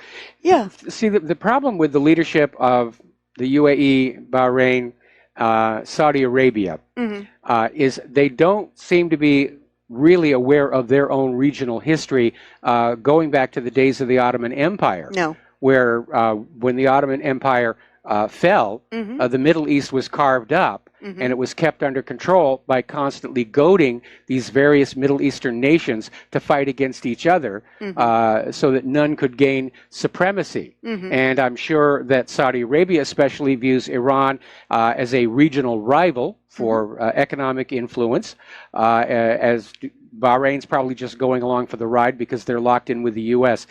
Same with the UAE. But these nations need to understand that it's a domino chain. Iraq was smashed, so they can't be a regional rival. Now it's Iran's turn. Does Saudi Arabia really think it's going to stop there? Or that Israel and the U.S. won't turn on Saudi Arabia and break them up to take control of their oil resources. And what is very concerning to me, just like in 2002, not a peep from Capitol Hill. Where are our alleged representatives, both in the House of Representatives and our senators?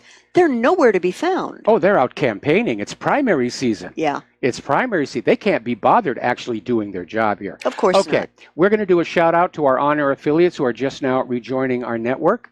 And again, we're talking about the situation in the Middle East and how short term the thinking is in nations like Saudi Arabia, who appear to be on board with this smash up of Iran, not realizing that they're probably next on the to-be-bombed list. They're on the to-do list, yeah. Yeah. And the article that I'm referring to came from Global Research. Again, I would encourage our readers and listeners to take a look at it. It's a Canadian blog outlet that is very, very sharp. And the gentleman who wrote this article, John Kyotokow, the former whistleblower who got jailed for his trouble, and he's saying that he can tell us firsthand that he's seen this before. Our government is laying the groundwork for yet another war, considering how miserably we have done in Afghanistan, in Iraq, in Libya. Hello. Well, I'm the not U.S. ready government for has this. done great in Afghanistan. They've got all that oil and gas and all that opium And who cares about what happened to the people of Afghanistan? They're just not important. And what Kirikawa is telling us is, first, Trump is going to begin to shout about the threat from Iran. It's going to become a daily mantra, and he'll argue that Iran is actively hostile and poses an immediate danger to the United States. Hello. Next, Pompeo will head back to the Middle East and Europe to garner support for a military action.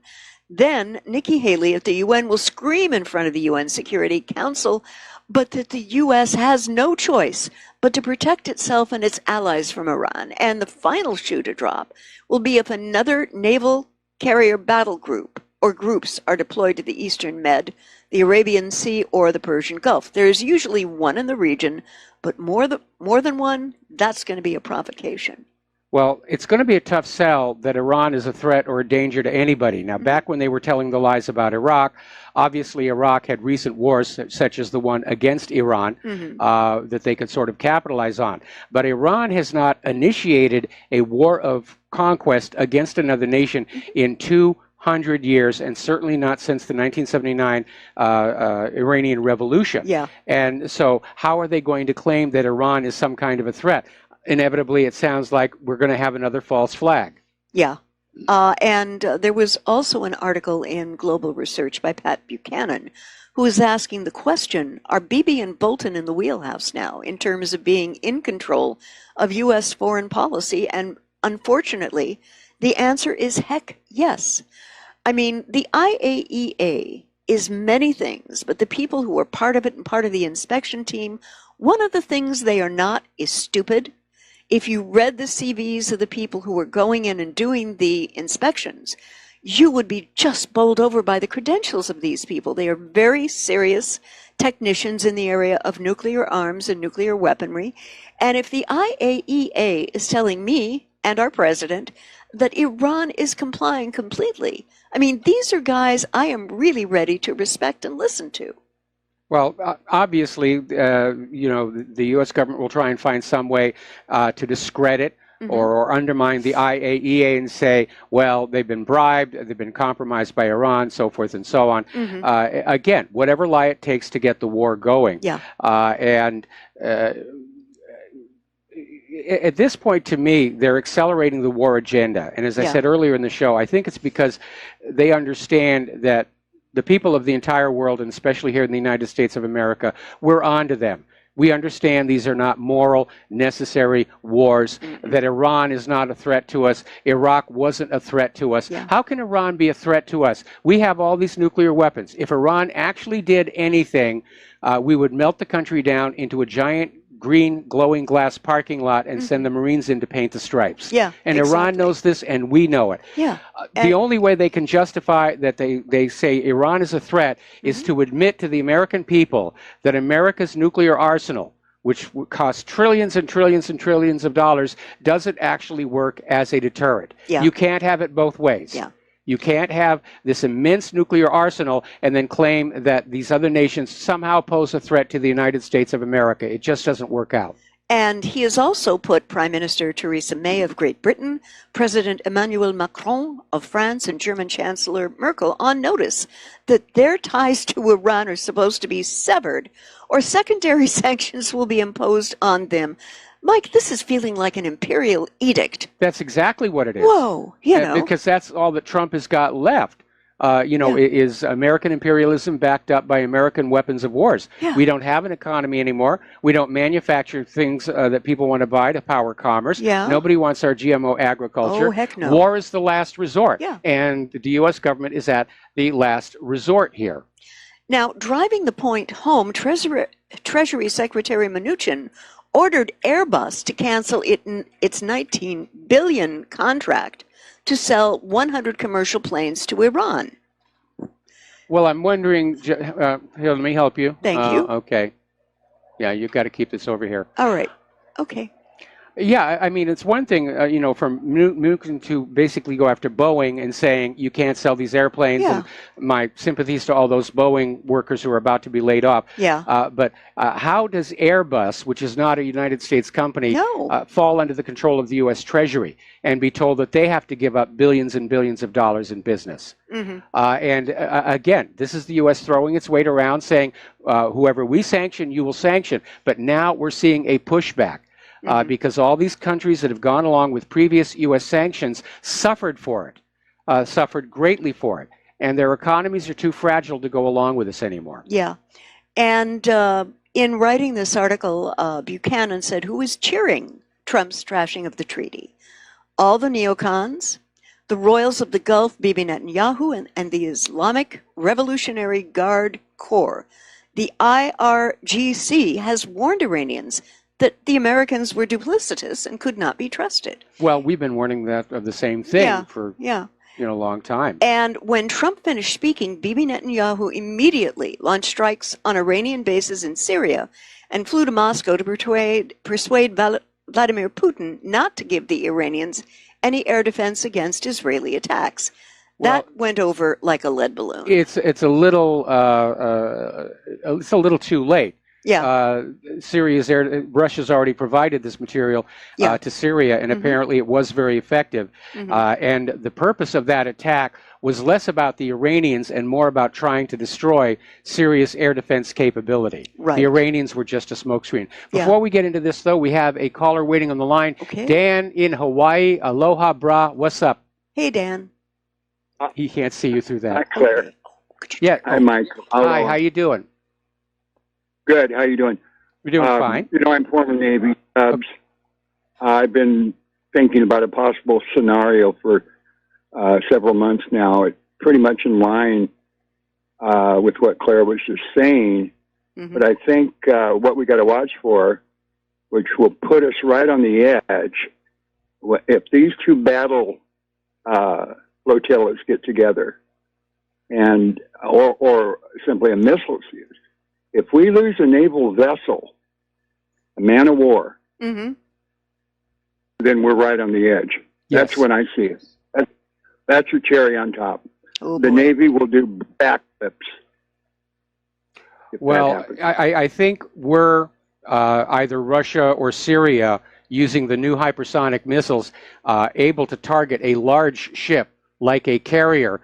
I think the result would be the complete demoralization of the Navy from that incident. If you go back to the incident with the USS Donald Cook in the Black Sea, they were up there strutting around with their Aegis arrogance, and this Russian electronic warfare aircraft flew 12 simulated attack runs against the ship, and in all 12 of the runs, the ship just shut down.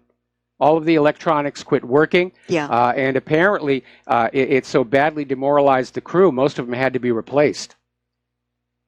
Yeah, and if we see that happen, as far as my way of thinking, is that it's time to look after yourself, all hands for themselves.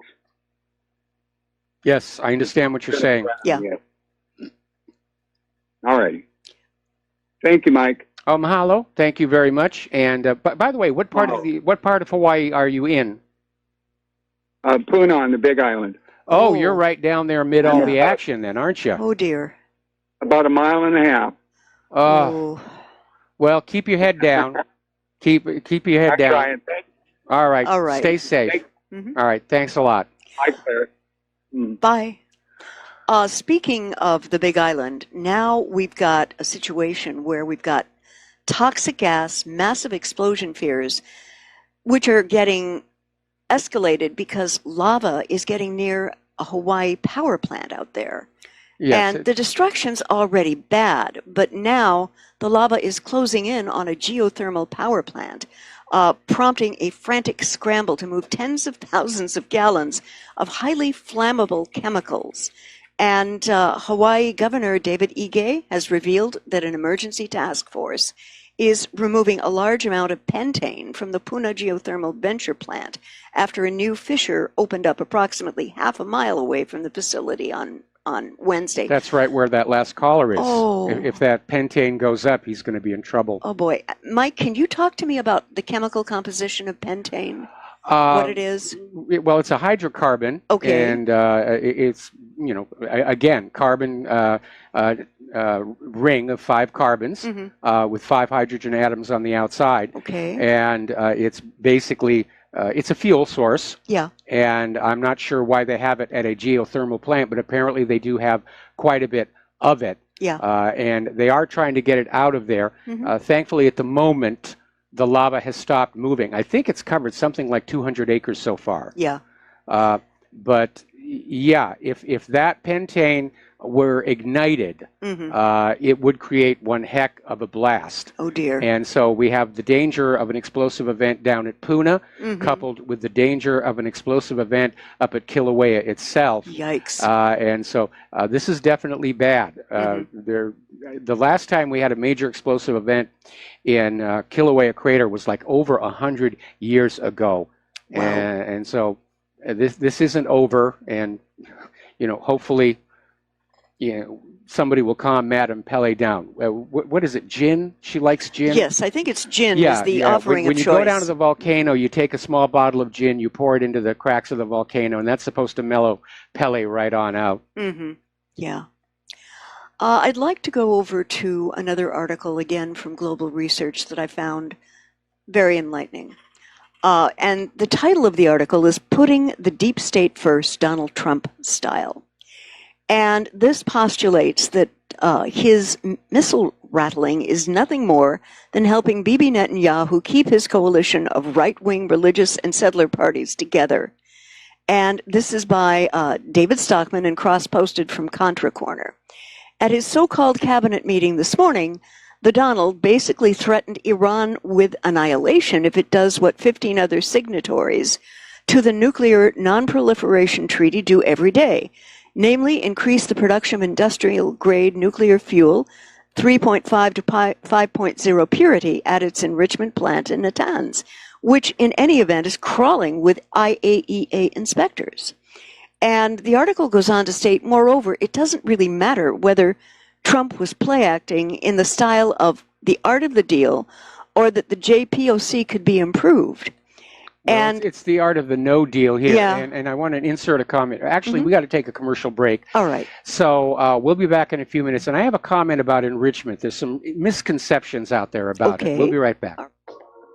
Aloha, America. Welcome back to the show. And a quick reminder that the Frontside Academy promotion has been extended to June 2nd.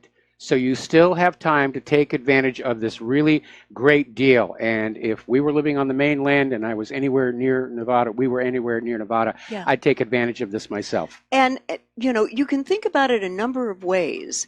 I mean, the cost is $500, Mike? It's a one-time $500 donation to Republic Broadcasting, and you get a lifetime Commander membership, which I think is worth something like $20,000. Yeah, so it's an incredible deal. And one way you can think about it, 10 people, $50 east for someone who's very much Second Amendment as a gift.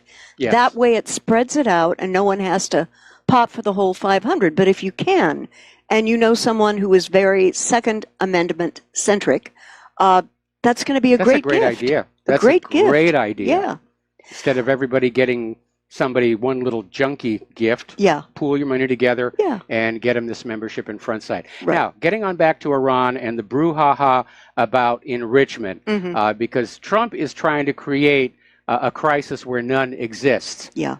Because, again, under the terms of the Nuclear Non-Proliferation Treaty, Iran is allowed to enrich uranium for its nuclear power plants and for its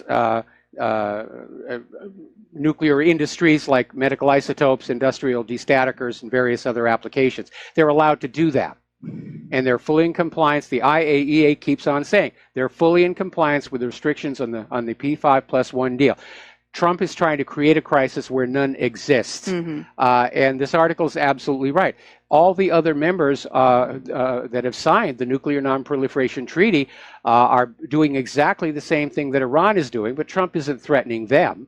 No. And as I mentioned, I think earlier in this show, it's the United States that is in violation of the Nuclear Non-Proliferation Treaty. Mm-hmm. First of all, by using the threat of military force to coerce Iran into surrendering their rights under the Non-Proliferation Treaty, and second, by ignoring the U.S. obligation to assist Iran in building peaceful uses of nuclear technology. Yeah. And if the U.S. government had really been worried about Iran having a secret bomb factory under their power plant, like Israel has underneath Dimona, yeah. then they would have sent people in and helped pour the concrete, lay the piping, do the wiring, would have absolutely known for a fact there was no secret bomb factory underneath that plant. Mm-hmm. Again, Trump is out there trying to say they're a threat. They're a threat. It's a hard sell, Donald, because we've heard it so many times before and it didn't turn out to be true. Yeah. And one of the other things this article says is that the real purpose of President Trump's missile rattling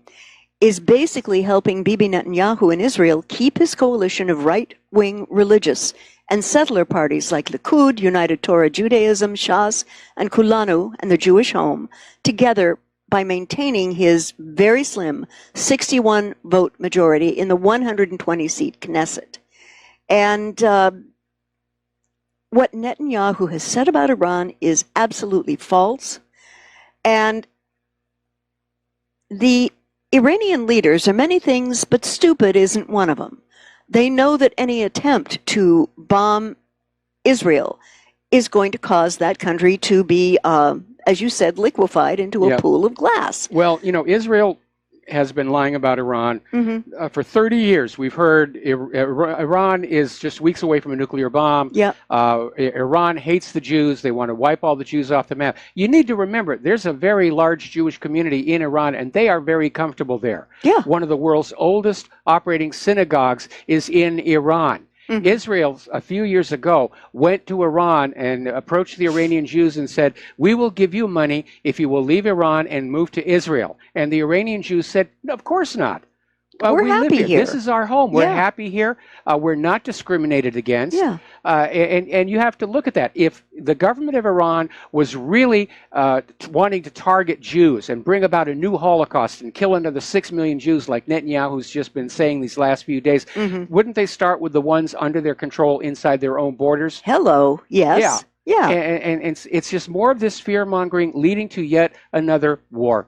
Yeah. And you know, I'm looking at this and I'm thinking about a video that I saw a number of years ago. Very charming Jewish videographer. I notice you're looking. Yeah. Oh, dear. Headline on Fox News. Yeah. Voter rolls hacked. Small Illinois town target of Russian cyber attack.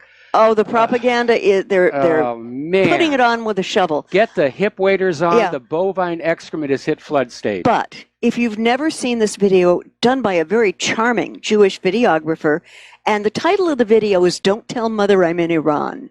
And he depicts these people, they ski in Iran. They've got some of the conditions for it. It's a beautiful country, yeah. It's beautiful. And he was introduced by someone who was a representative of the protected Jewish minority in the Iranian parliament, the Majlis.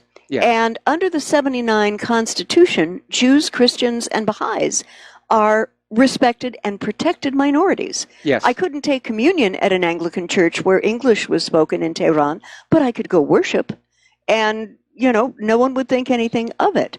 So I think we need to see reality for what it is here and not how it's being represented, because President Trump and Bibi Netanyahu are attempting to just lay it on with a shovel here. They are. They brought out the Beck's stealth bomber. Yeah. All right, we got to take another break for commercials. We'll be right back. Aloha, America. Welcome back to the show here. And Claire, what is your next story? Well, again, from Global Research, and I believe that the author of this was Stephen Lendman.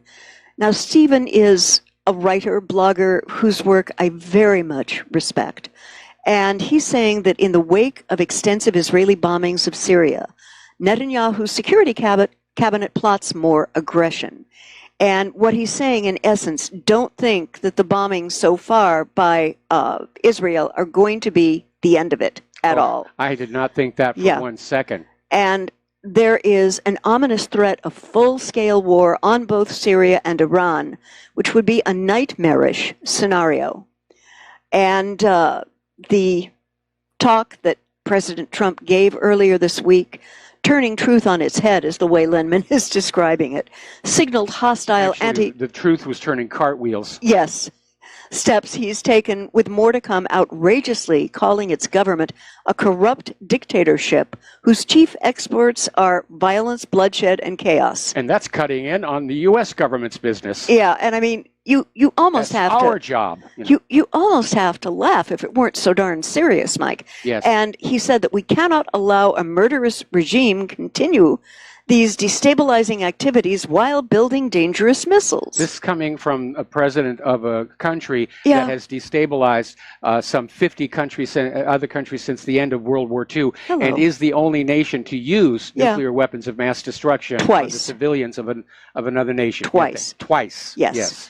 And the only Middle Eastern murderous regimes are U.S.-supported despotic ones, Israel, and America's regional presence, not Iran, as the chief destabilizer of the region. Syria is struggling valiantly against U.S.-led aggression, led, funded, and equipped, by the way. And Trump has falsely accused Iran of links to al-Qaeda and other terrorist groups. Who are actually working for the United States. Just the opposite is true. The Islamic Republic is combating this U.S.-supported scourge. And following Israel's latest aggression in Syria, its security cabinet met last night plotting its next move, guaranteeing that further military action is sure to come. It's going to happen this weekend. I think so. Yeah. I think so. And Israeli ministers saying that they have no intention of escalating the conflict was a bald-faced lie. The IDF continues provoking Syria and Iran to retaliate against its aggression, wanting a pretext great enough for potential full-scale war against both countries. And that's exactly what they're doing. Yeah. The corporate media is trying to act like the missiles fired from Syria into the Golan was the opening round. They're basically trying to make everybody forget that only an hour after Trump pulled out of the Iran deal, Israel struck Syria. Yeah. And Syria struck back. Yes. Israel fired the first shot in this escalation. Yes. But they're trying to convince you again. Syria's the bad guy. Israel's poor, weak, helpless little victim nation. We have to go protect them. They're not weak and helpless. They've got 400 nuclear warheads. Why are we even wasting our time and money having to protect Israel? Israel doesn't need protection. What they want is our money and weapons to wage war on their neighbors, along with our young men and women to actually do the fighting for them, because those Israeli children are just way too precious to risk in a war. You know, and the thing that I think President Trump is missing, maybe deliberately, I don't know, is the reality that Israel is expecting, you are right on this, Mike, is expecting that the costs of such a war will only be borne with American blood and American money. And the other American allies. Yes. They'll got France in there. Israel's a master at this, getting other nations to fight their wars for them. By way of deception, thou shalt do war. Yeah. And the Iranian National Security Council deputy head, Abu al-Fadl Hassan al-Baiji, denounced Netanyahu's false accusations, saying the Islamic Republic had nothing to do with any of the missiles that struck the enemy entity. And this is confirmed by the Syrian government, which said it was the Syrian army that fired the missiles. Yeah. And he's saying repetitive attacks of Quds occupiers on Syrian territory is a blatant violation of Syria's sovereignty and an aggressive move. And also tacked on the following: the Zionist regime, which cannot put up with stability, security, and serenity in the region, has set up its own security on insecurity and making the region all the more unstable. It's absolutely true. Guy was telling the truth. And you need to remember, again, that Golan is still legally part of Syria. Yeah. It is illegally occupied by Israel, and obviously they don't want to give it back here. Because of the oil and natural gas. The oil and gas. Well, Israel never gives anything back. Yeah. You know, it's always one way. And Ghassami criticized the international community's failure to condemn Israeli aggression, assuring more of it to come, partnered with Washington. Absolutely. Yeah. Now, we have another issue coming up regarding civil rights and phone services who have been caught sharing cell phone data locations. And if you use Verizon, AT&T, Sprint, or T-Mobile, your real-time cell phone location data may have been shared with law enforcement without your knowledge or consent. And you're kind of sitting there perplexed and saying, how could this happen?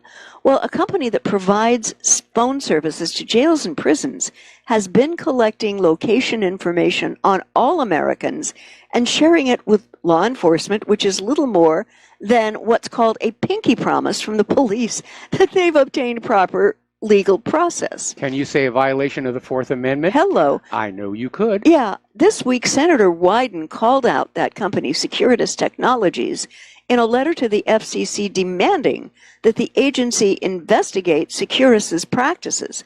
Wyden also sent letters to the major phone carriers asking for an accounting of all the third parties with which they share their customers' information, as well as what they think constitutes customer consent to that sharing. Now, obviously, what the issue here is this company provides phone services for prisons, and what they're doing is they're tracking down the people that the prisoners are talking to who are outside the prison.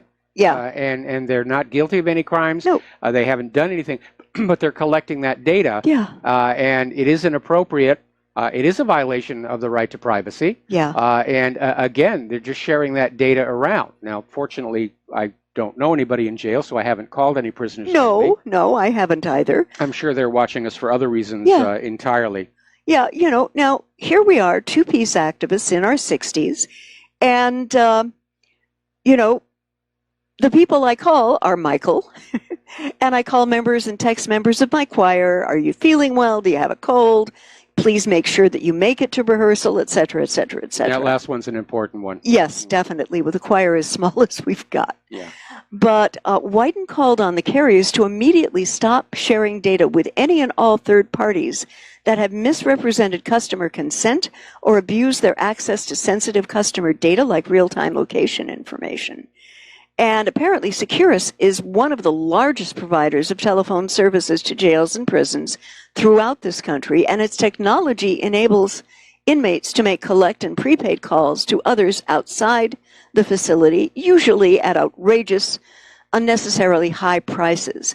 And as part of that privacy provision, Securus collects location information on everyone called by a prisoner and uses its ability to collect this information to build an online portal that allows law enforcement to obtain the real-time location data of any customer of the country's major cell phone carriers, not just people who call or receive calls from prison, and worse, Securus doesn't even check whether law enforcement requesters actually have the legal authority to access the data in the first place before sharing this private information. In other words, there are no warrants. Yeah.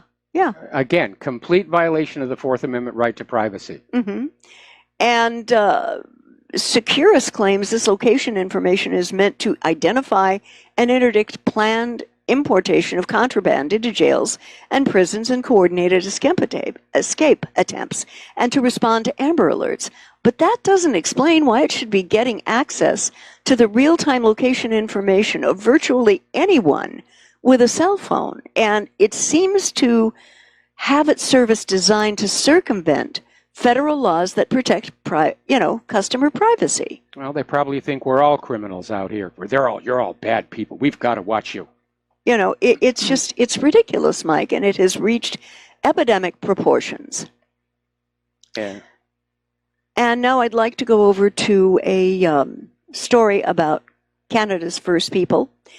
And now Indigenous Canadians, First World Canadians, can sue the U.S. government over decades of secret, involuntary, inhumane medical experiments. This goes back to those residency schools of the First Nations people, and just horrific. Yeah.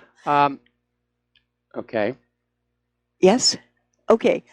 For more than a century, the Canadian government pursued a policy of forcibly removing First Nations people from their homes and imprisoning them in church-run residential schools, where violence, rape, and other forms of abuse were rampant. And the last residential school didn't end until 1986. From the 30s to the 50s, medical researchers carried out inhumane, non-consensual medical experiments on the children of the residential school system. Many of these involved deliberately malnourishing the children while denying them other forms of care, such as dental care, to ensure that they were accurately measuring the health impacts of starvation. Subjects were also given experimental, harmful medications that created long-lasting health problems for them. Unnecessary surgeries were performed, and experiments were also carried out on indigenous people living on reservations and in the hospitals and sanitariums operated for indigenous people. And so there's been a coalition of First Nation survivors that have launched a class action lawsuit against the Canadian government, which created the residential school systems, hospitals, reservations, and sanatoriums. The plaintiff in the case is John Pambrum, 77, a First Nations man who spent nearly 6 years of his childhood in Indian hospitals and sanatoriums. In 1955, long after antibiotics had become the standard treatment for tuberculosis, the doctors removed a part of his right lung, for heaven's sakes. And the attorney said, we can't find anything in the medical records that he even had tuberculosis. The treatment took him away from his family and his education, while the partial loss of the lung left him suffering shortness of breath and limited employment opportunities. And it's just been gnawing at this guy all these years that he was mistreated by a nation that took him into their care and had a special responsibility for that care. And many of the allegations contained in the lawsuit stem from investigations done by Ian Mosby at the University of Guelph. And in research published in 2013, he documented more than a decade of nutritional experiments on Indigenous First Person Canadians. You know, I've got to say, Joseph Mengele would have been proud of the Canadian government. It's the kind of thing you would have imagined he would have done, you know? It's what disgusting, we're finding Mike. out is this kind of stuff has been going on hidden in the dark corners. There was the Tuskegee syphilis experiment here in the U.S. There were the Japanese experiments on live prisoners during World War II. There were the orphanage scandal at all those Catholic orphanages in Ireland. And you begin to understand this world is nothing like what you think it is based on TV, movies, public education. That right now our civilization is a very dark place. It almost feels like we're in a new dark ages when you read stories like this. Anyway, listen, we're going to take a phone call here. Dave in Missouri. Aloha, Dave. Welcome to the show. What's on your mind? Mike and beautiful Claire, Dave? How are you two today? We're doing just fine. Thank you. Well, I'm glad you're not on the Big Island. That's kind of scary. Yes. Claire, my wife and I love you. My wife really loves you. Thank You've got you. such a beautiful soul. You're so articulate. You're so wise, and you know you believe in Jesus. So, Mike, hey, I had to call because you know I'm a truck driver, and my wife and I are always on the road. This is our first year doing this, and I've made a lot of stupid mistakes as a rookie. Well, last night. I don't want to go into all the details, but if a miracle ever occurred, it occurred to us last night. And we literally drove through a thing that run in front of us, and nothing happened. Now, this thing happened to be another semi-truck. Oh, dear.